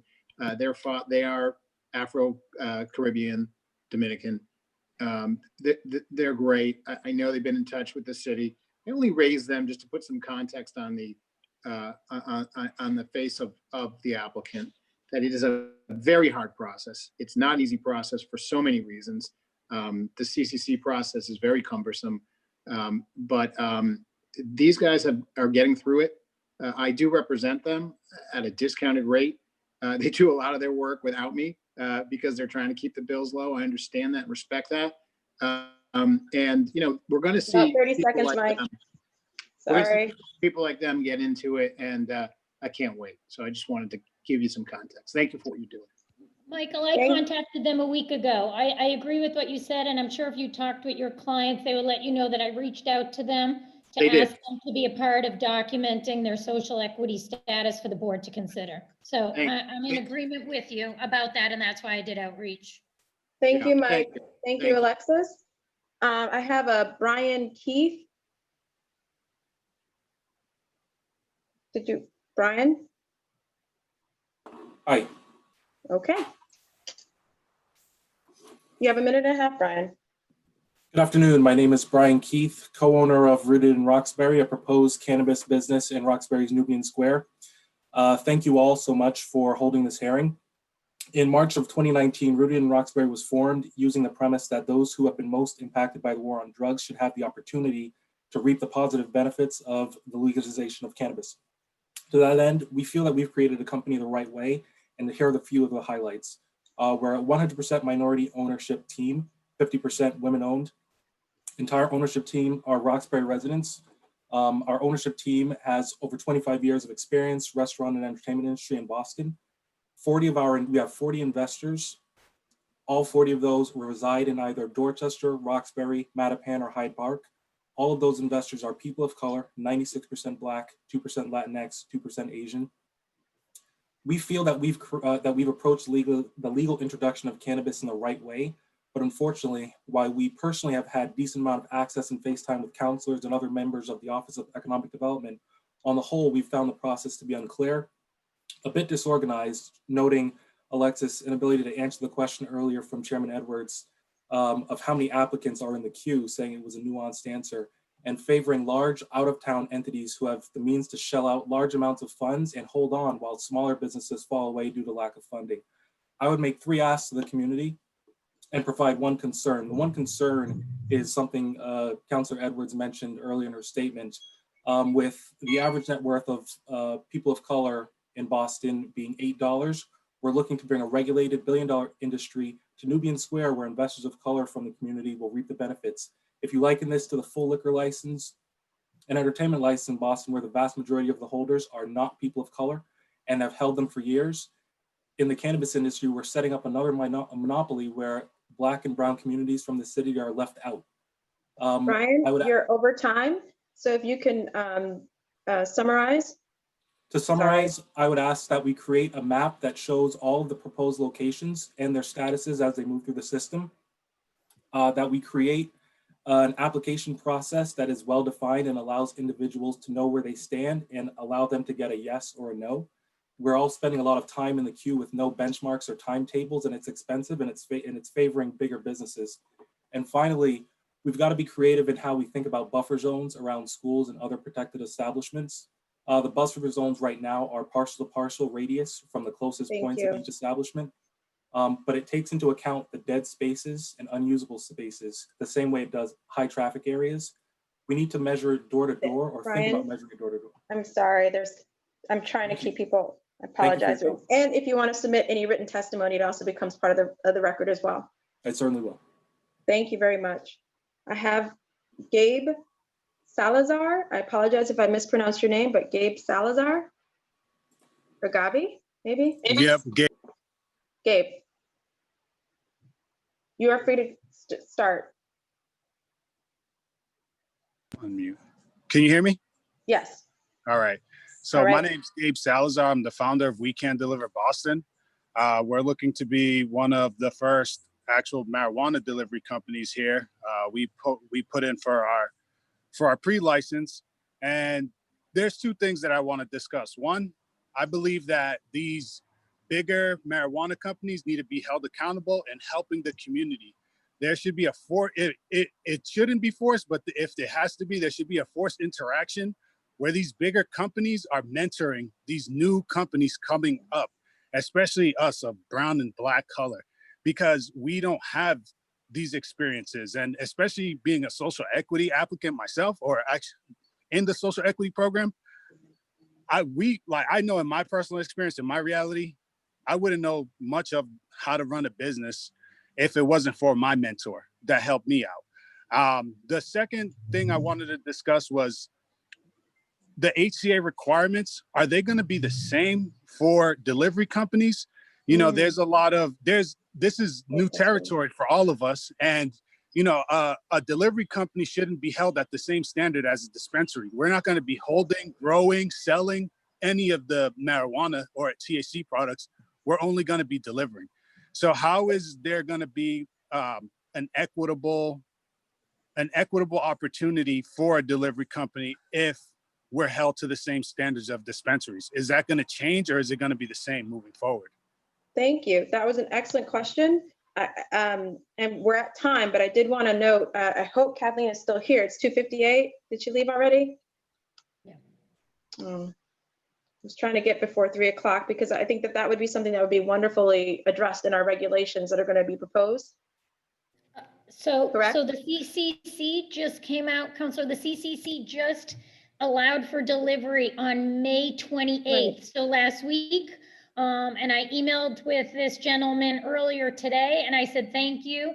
I plan on distributing this information to the city's cannabis team. So it is something that I definitely think that we need to flag, and particularly because the window here for the social equity and economic empowerment licensees, I think the time is now, and I think I agree with the caller in that it's different than a brick and mortar type site. So it's brand new, but I think we can move quickly. So before I move on to the next person, just real quick, will a delivery service actually need a host community agreement? Would they be required to do all this mitigation and do all of these different things? Because they're much smaller and they don't have product and they don't impact traffic. I mean, you know what I mean? Like there's all sorts of things that we look at. I mean, would they be required to beautify a square? All those things like that. Is that your thought that the HCAs would need to go to them? Yeah. we could talk about the extras, and I agree with you. They do need a host community agreement from the Okay. state. Part of the reason why this is important for all of us here, though, is because there is money that flows from cannabis sales. If a business is located in Boston, even say the business wasn't even located in Boston, I'll use Quincy as an example, but the point of sale is Dorchester. I Mhm. think the city of Boston should argue that the revenue from that point of sale is our revenue. And that way we don't have people, when we're sticking with this local entrepreneurial spirit, setting up delivery services in other municipalities, coming and delivering in our neighborhoods, and the money not flowing back into the neighborhoods that are the point of sale. But that's something that we Thank can you. continue to discuss. Thank you. Thank you very much. Back to public testimony. I have a Jill Dominici. Apologize again for the name if I mispronounce the name, but I have Jill. You Yeah, hi, available? I'm sorry. I meant to change the name before I got on the computer. That's my wife's name. My name is Sean Birdie. I am a partner in EVG Farms, a proposed retail marijuana store in Hyde Park in District 5. Most of our company is economic empowerment and social equity certified by the state. We are also 100% Boston equity according to the ordinance that was passed last year.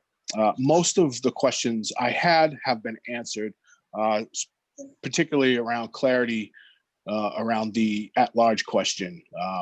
Would I have to then pursue the at-large city councilor in my district who happens to live here? The other question I wanted to ask was about the one-to-one covering past HCAs. So currently there are, if I heard correctly, there are 14 host community agreements with only 3 equity applicants that have gone through, certified. Does that mean the city will then look at the next 11 HCAs to go strictly to equity applicants? And I will finish this up by saying the wait over the years has been extremely difficult. I appreciate everyone's leadership in trying to move this forward a little bit quickly. It's causing a lot of harm to equity applicants that are in the queue that have been there for years. Thank you. Thank you very much. I didn't know if anyone wanted to answer that question real quick while we move on to the next public testimony.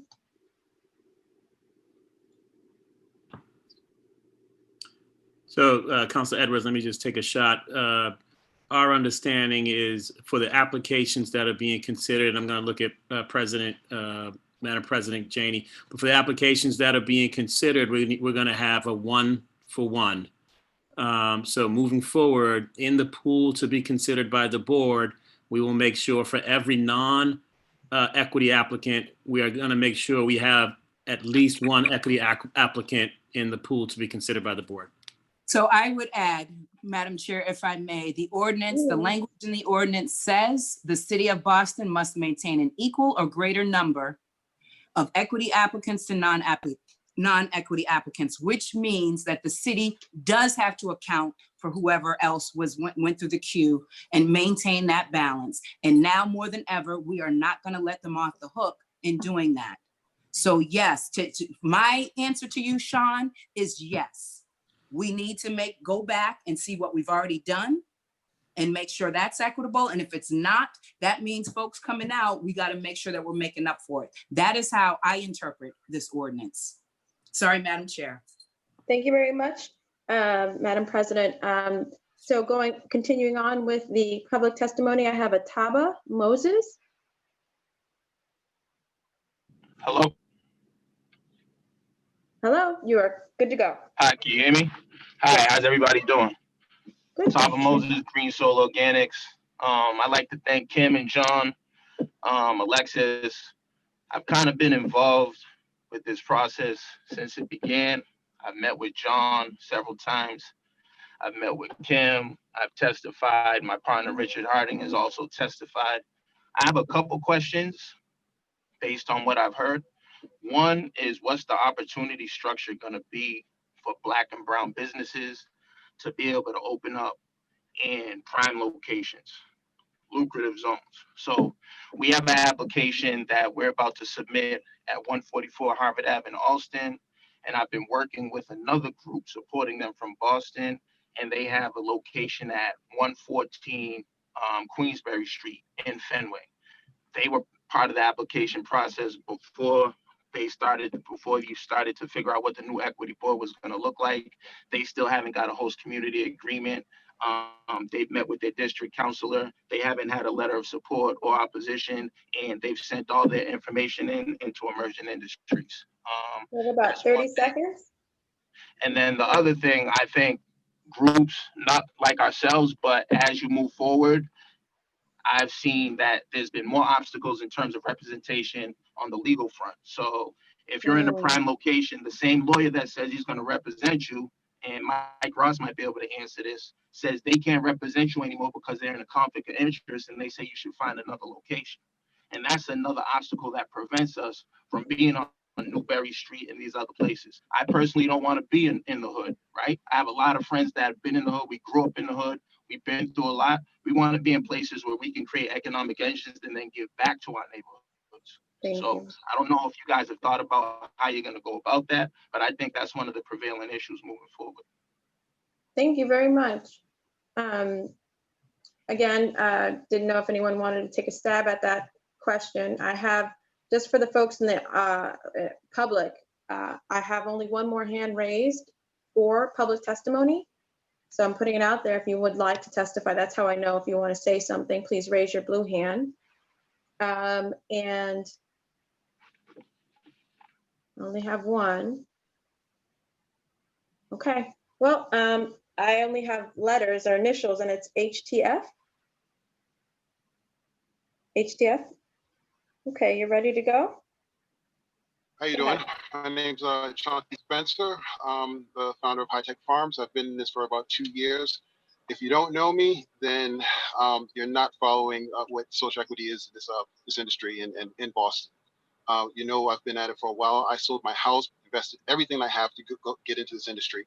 And I was promised that being an economic empowerment applicant, being a social equity applicant, being second economic empowerment applicant certified in the state, that I would be first chosen. Being the first applicant in the city of Boston also, mind you.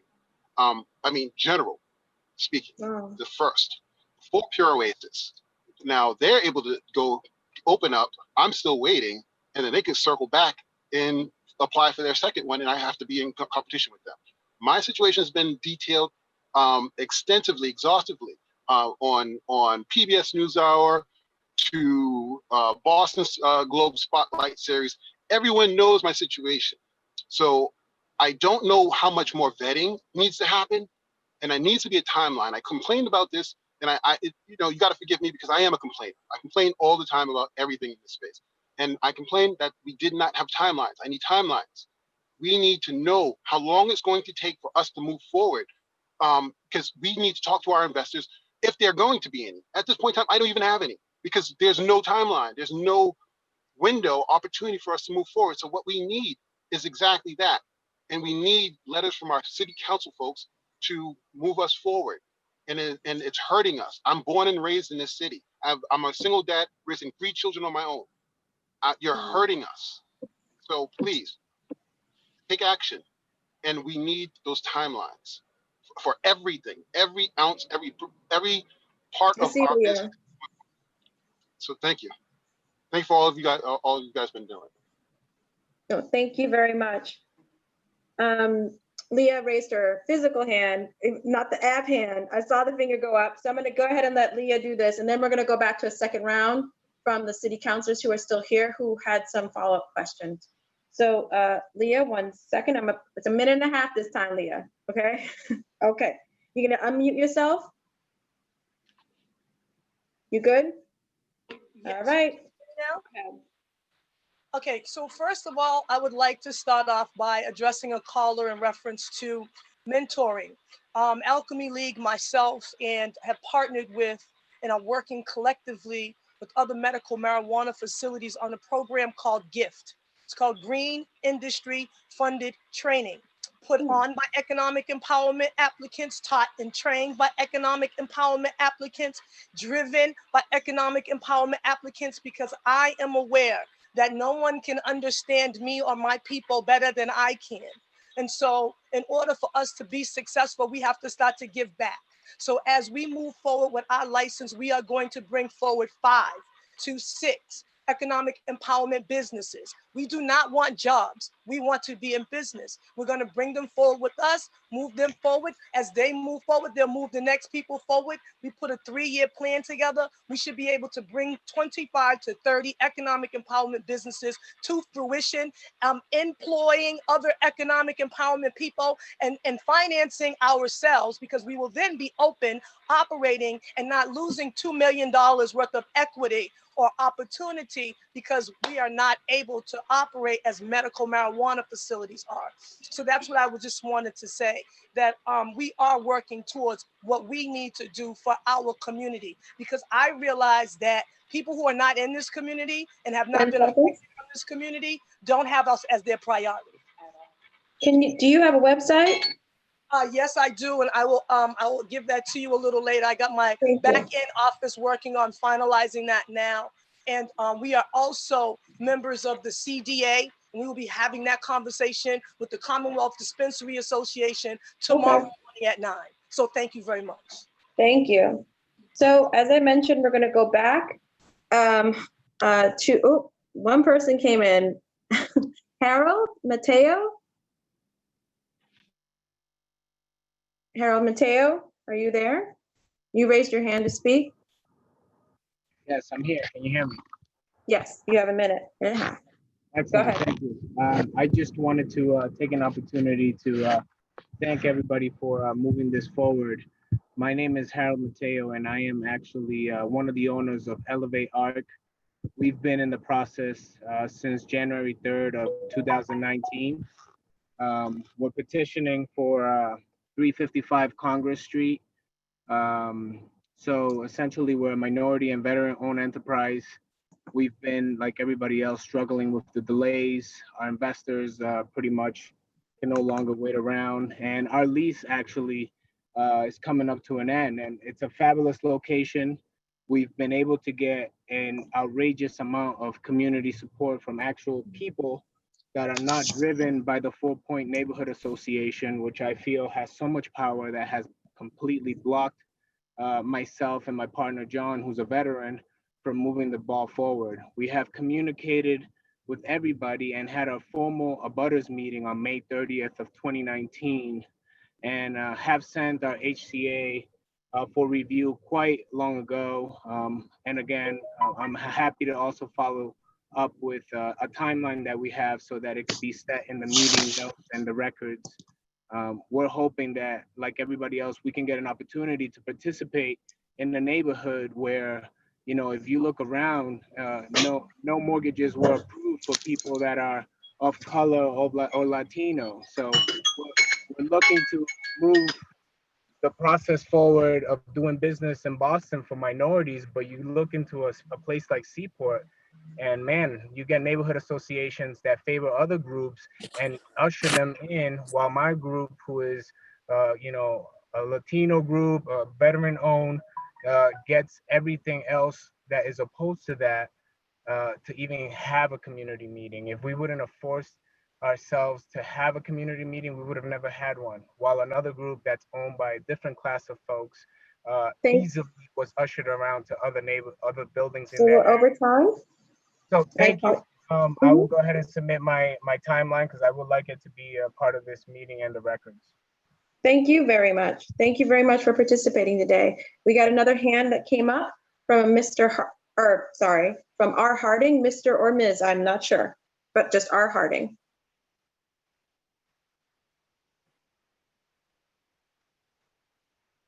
Hello, Ms. R. Harding. Gonna let. Can you hear me? Yes. Can you hear me? Yes. You can't hear me.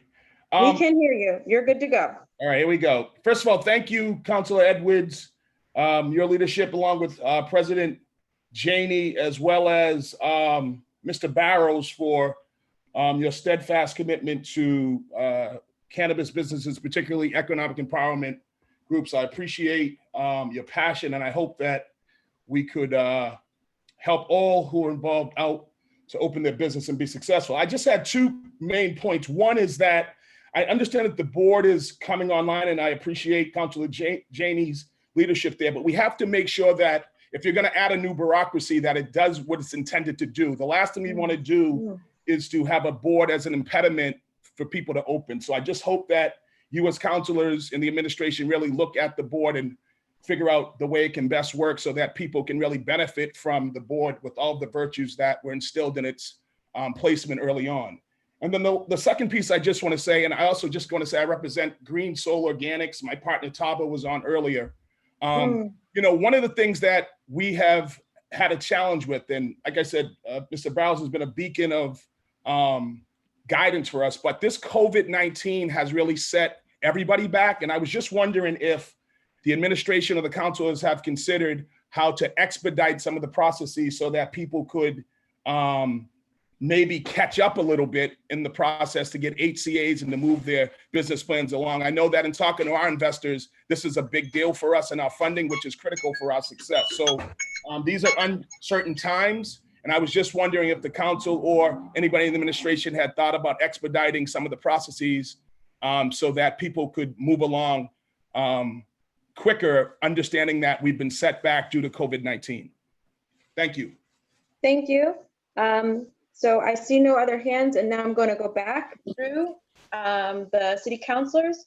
It's 3:16. And so I wanted to make sure that we were ending this closer to 4. I think that would be, you know, a little, you know, 3:30 would be about our two-hour mark. So if we're, you know, the more we're over that, the more we're over the 2-hour-ish. And I understand people, the administration, people have things to do in their day. So I'm gonna push my colleagues. I'm gonna stay at the same no more than 3-minute limit. But I'm gonna kick it off again with Councilor Janey. Thank you. Follow up. Thank you so much, Madam Chair. I want to thank all of the entrepreneurs who testified, and I want to thank them for their continued advocacy. I wanted to clarify, I'm concerned about the confusion with the letters. And so I just wanted to clarify, my intent is clear. My intent is what is in the ordinance, and that is letters from district counselors. So I don't know what conversation Director Tachuk referenced, but you know, I just wanted to clarify. So the ordinance says district, that's what it should be, and we shouldn't be confusing folks. I have questions about sequencing. I'm concerned that our current sequencing still disadvantages those we're trying to help because it requires them to go to ISD first. And so I'd like us to get to a point where we're doing that later in the process so our entrepreneurs don't have to carry that big rent burden. In terms of the registry and mapping, like where is it? I went and looked online on the city's page, and I couldn't quite navigate and figure out all of the things that Director Tachuk was mentioning in her remarks. And so it's important that we make sure that the spirit of this legislation is being realized. And that's things around clarity. So no more confusing letters. That's things like transparency, and certainly trying to help those who have been disproportionately impacted by the war on drugs. And so the last thing I would say on that point is just the concern around the colorblind statement. So folks know my intent.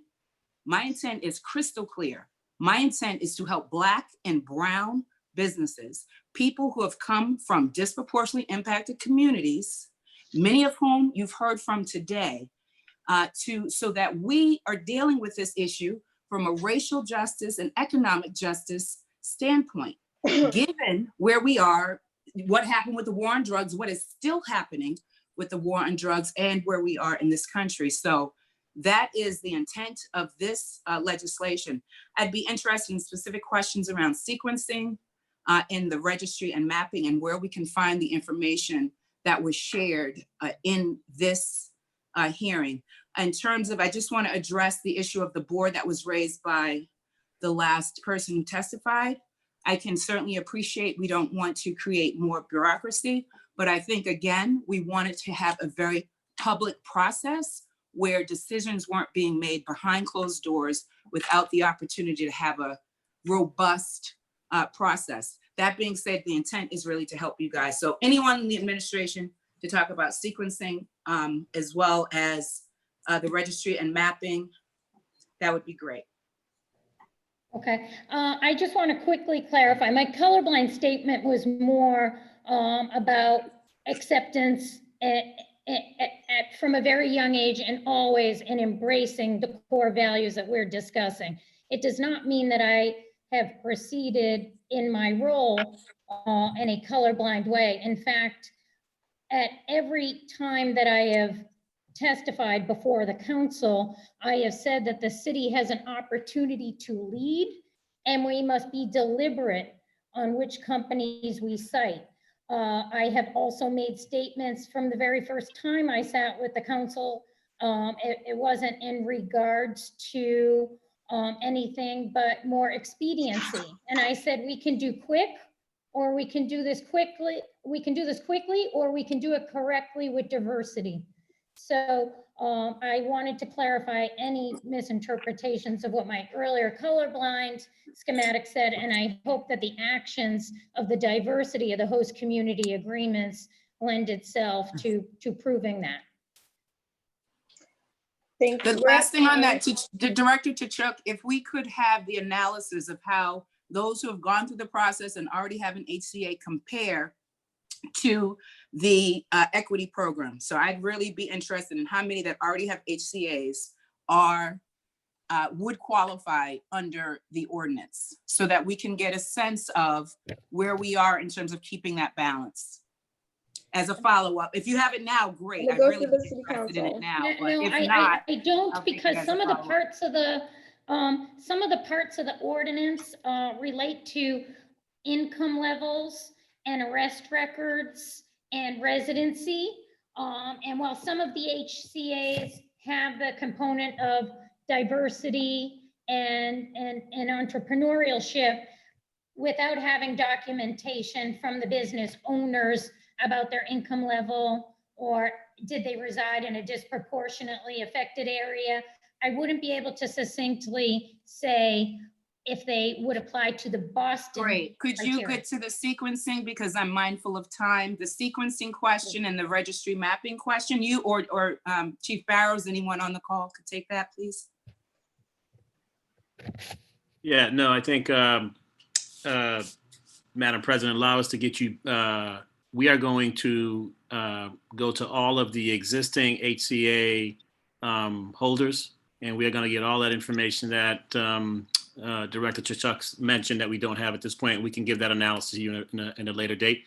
That is important. It's important analysis to be done. In terms of sequencing, there are, I think, Alexis, right now, a number of applications at the state. We cannot speak to the state sequencing. We can't speak to how the state conducts that part of it. And so for us, we have submitted them.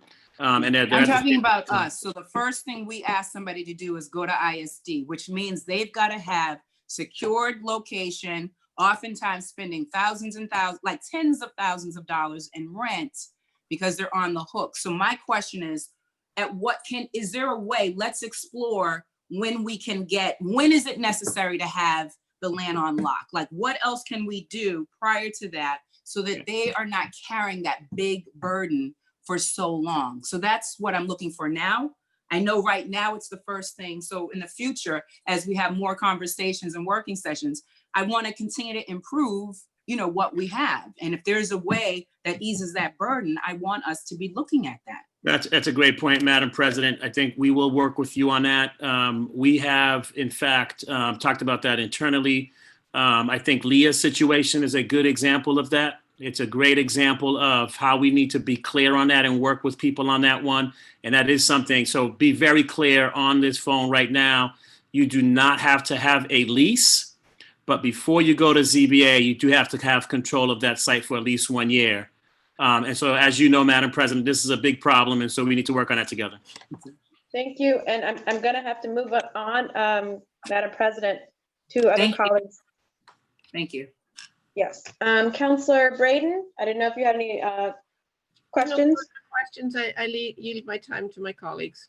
Thank you. Counselor Sabi George, are you still on? She may have had to jump. Counselor Bach did say she had to go. Counselor Arroyo? Yes, just briefly. What is the Boston Cannabis Board doing or in the process of getting ready to do to increase transparency for applicants through the application process?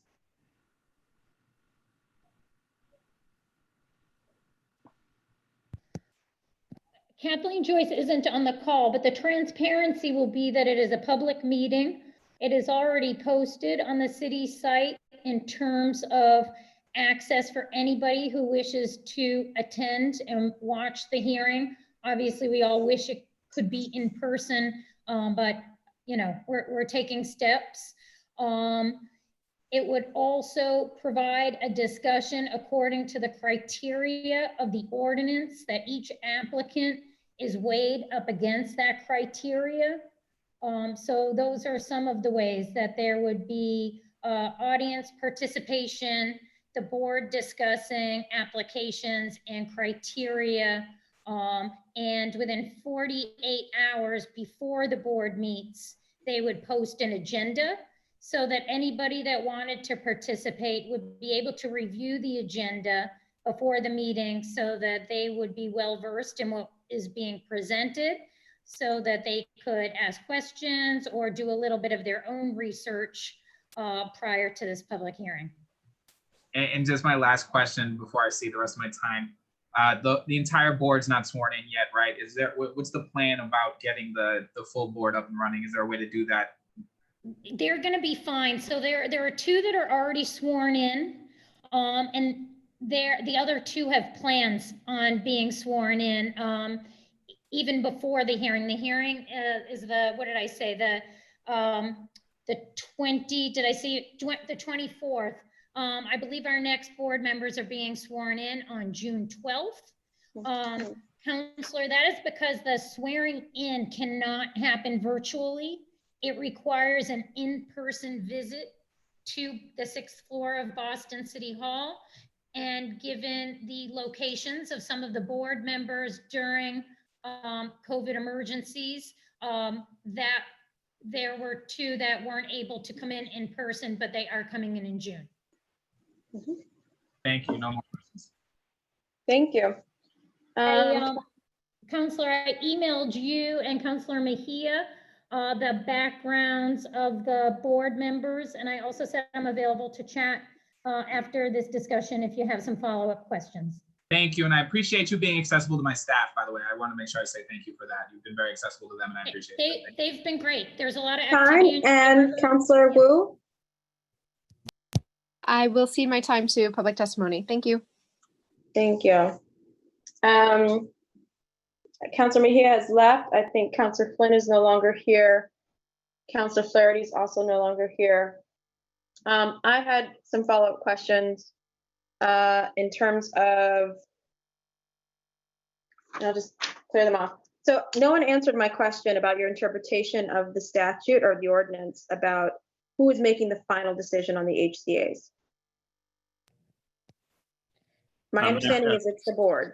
So, sorry, Madam Chair. I actually thought that was a rhetorical question because you answered it. It is the board. Okay. Now, in terms of timeline, I want to be clear.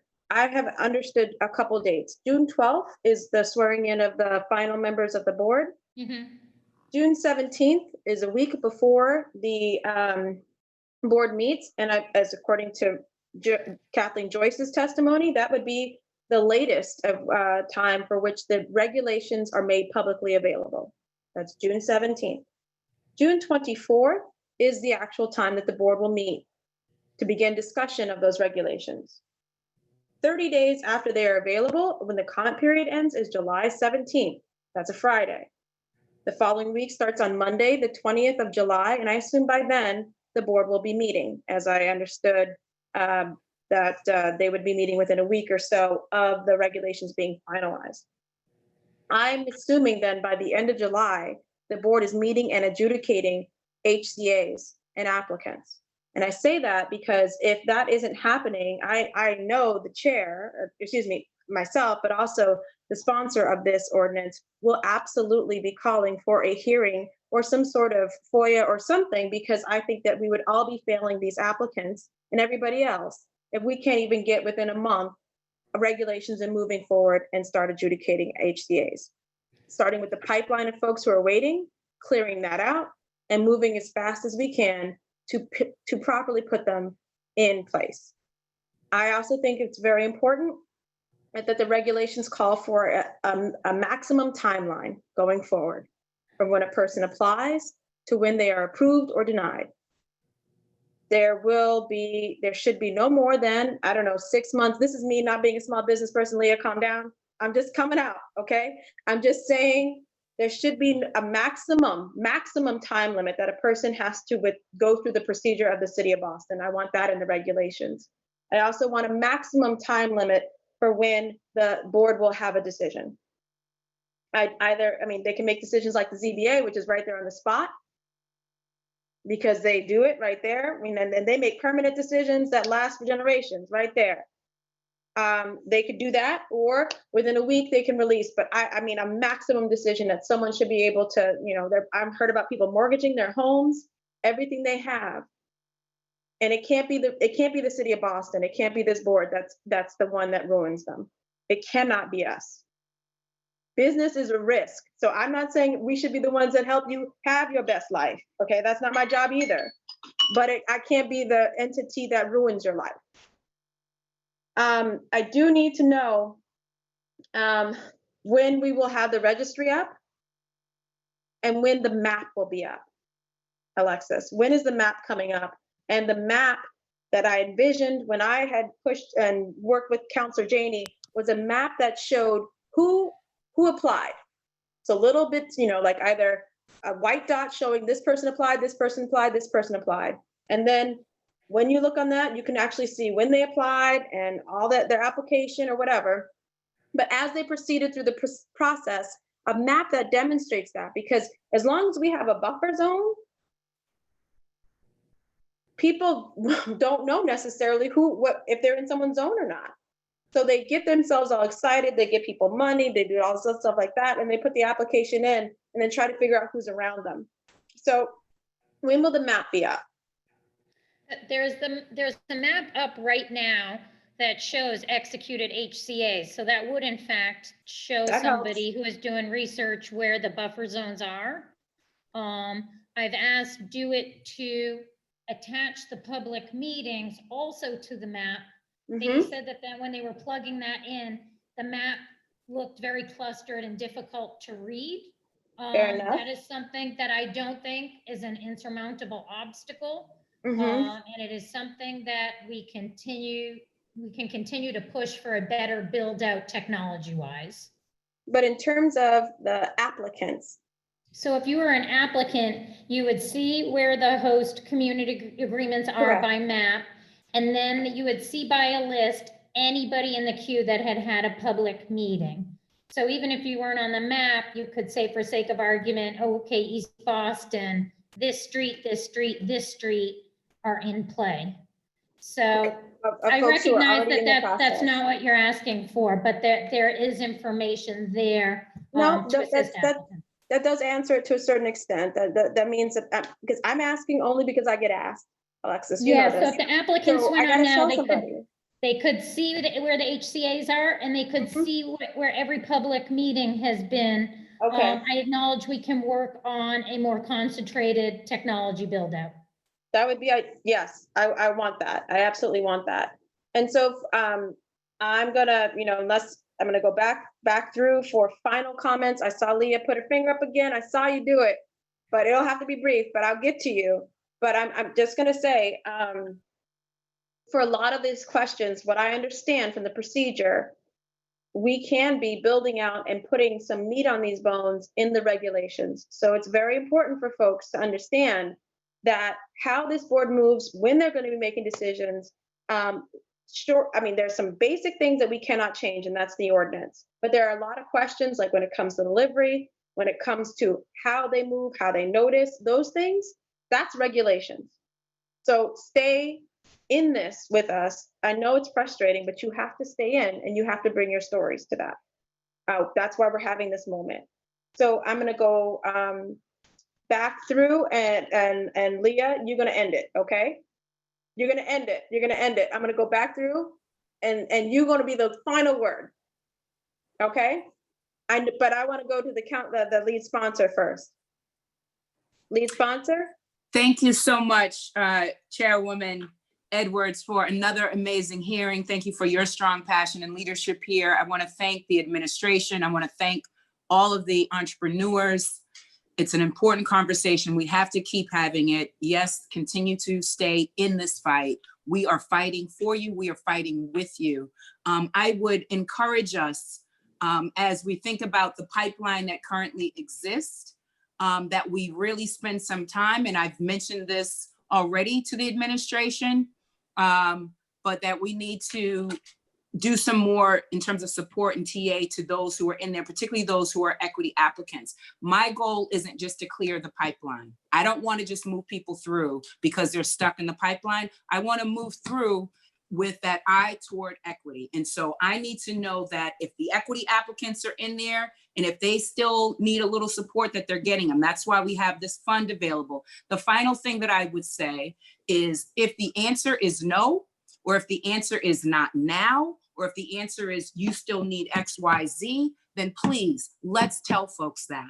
It is so disheartening and discouraging and actually just disrespectful to continue to drag people on this hope of a maybe. Now, if it's no and it's never going to happen at this location, then say that so that they can get their stuff together and maybe find another location. Right now, I think people are just left hanging in limbo, and it's killing their businesses, and it's going to kill this industry. And this industry is key to our recovery in Boston, and it's key to closing the wealth gap in this city and repairing the harms from the war on drugs and all the things that people are out there protesting for. So this is our opportunity, and we need to seize it. Thank you, Madam Chair.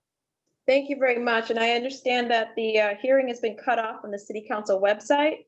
I don't know, that's a technical issue, but please, folks, you can also continue to watch us on the YouTube channel. And this is being recorded. So I'm going to have Leah, I'm going to have you close out, bring it home, and thank you for participating. Go ahead. Thank you, Kim. Thank you, Madam Chair. Thank you, everyone. Alexis, I know that you were put into this position of emerging industries. From my experience trying to deal with you, you are a big roadblock.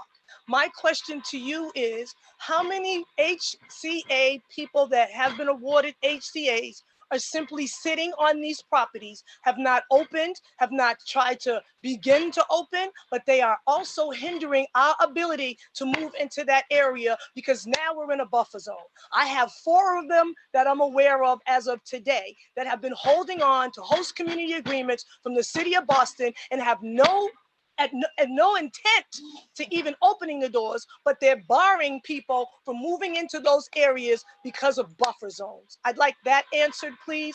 And I would like to know if you're appointed a time frame for your position, and do we vote you in or vote you out, or are you awarded that position through the mayor? Thank you very much. I will yield my time. So Leah, I never wanted to be a hindrance. As you know, you and I have spoke many times, and I actually believe my quote to you was, Leah, I wanted you to be the first. So that is not something that someone who wants to be a hindrance would say. I said it to your face. I've met your wife. I said it to you then. I've been very supportive of your expertise and your knowledge. I would never want to be a hindrance. The one application that I had for you, Leah, I allowed a public meeting to happen without the parameters that we previously discussed. And I was contacted by the landlord of that building and told that you did not have a right to occupy that building. I would never want to be a hindrance, nor have I been a hindrance. In fact, I allowed a meeting without site control, and I contacted the landlord that said the city should not be allowing public meetings for proposed businesses with people who don't have a right to the property. So I don't want you feel that I would be a hindrance. I would want to do anything to help you. I have told you that I had hoped you would be the first. I want to work with you, and I apologize if you interpret any of that in the way that you have, but I did not want to be a hindrance to you in your entrepreneurial message or your entrepreneurial spirit or No your wishing to disrespect. site in Boston. No disrespect, Mr. Cook, but how many host community agreements are being held and no one is moving forward on them? How many? We're grandfathered in, they're just sitting there. I have four applications. So we're gonna do this. We're gonna do this. You've asked your question. Mr. Shook will answer it. If it is not satisfactory, then we will just continue this conversation. But we're not gonna end like this. So I'm gonna give the floor to Mr. Shook to answer the question. And then I will close out this hearing, understanding that this is a conversation. There is no win right now. There is no absolute, there is no anything that's gonna happen, except we have pushed this ball forward. We have stated what our concerns are, okay? Okay, Mr. Shook, or Alexa, sorry. Currently, there are 7 completed applications to go before the Cannabis Board. Completed applications mean community meeting, a butter notification, letter from a district counselor, financial disclosure about who owns the company. So that is something that will be presented to the Cannabis Board for their June deliberations. July, right? June is gonna be the regulations. Yes, but I want to provide them with it so they can get up to speed Okay, so that so they we will be can presented. stick on that. Yep. Very well, then I look forward to seeing what those 7 are, what they look like. And also, again, please, folks, the conversation about the regulations is also where we have learned from this experience and how this process is going, that we can also help correct in the regulations. I want to thank you, Alexis, and I do want to thank you for your story as well, your history that I didn't know. And I do believe it was, if you wanted to show your own wounds and your own vulnerability and how you have gone through also trauma. And I think that's important that you did share that. So I know you more, and I want to totally transparent. She's also a constituent of mine in Charlestown, and that's also how I met her as well. But I've never known this about her. Mm-hmm. And I think that's important, and I appreciate that story. I know John's story a little bit more, but I also want to thank you for being here today. And I want to thank the chairwoman, my president, Councilor Janey. To the moon and back, lady, to the moon and back. I got your back. So with that, I'm going to close out this hearing today. I look forward, again, we will be looking forward for the June 12th to know who the new members are and sworn in, okay? And then June 17th, I assume the regulations will be out. I'm very excited for that. So thank you, thank you. This hearing is now ended. Thank you.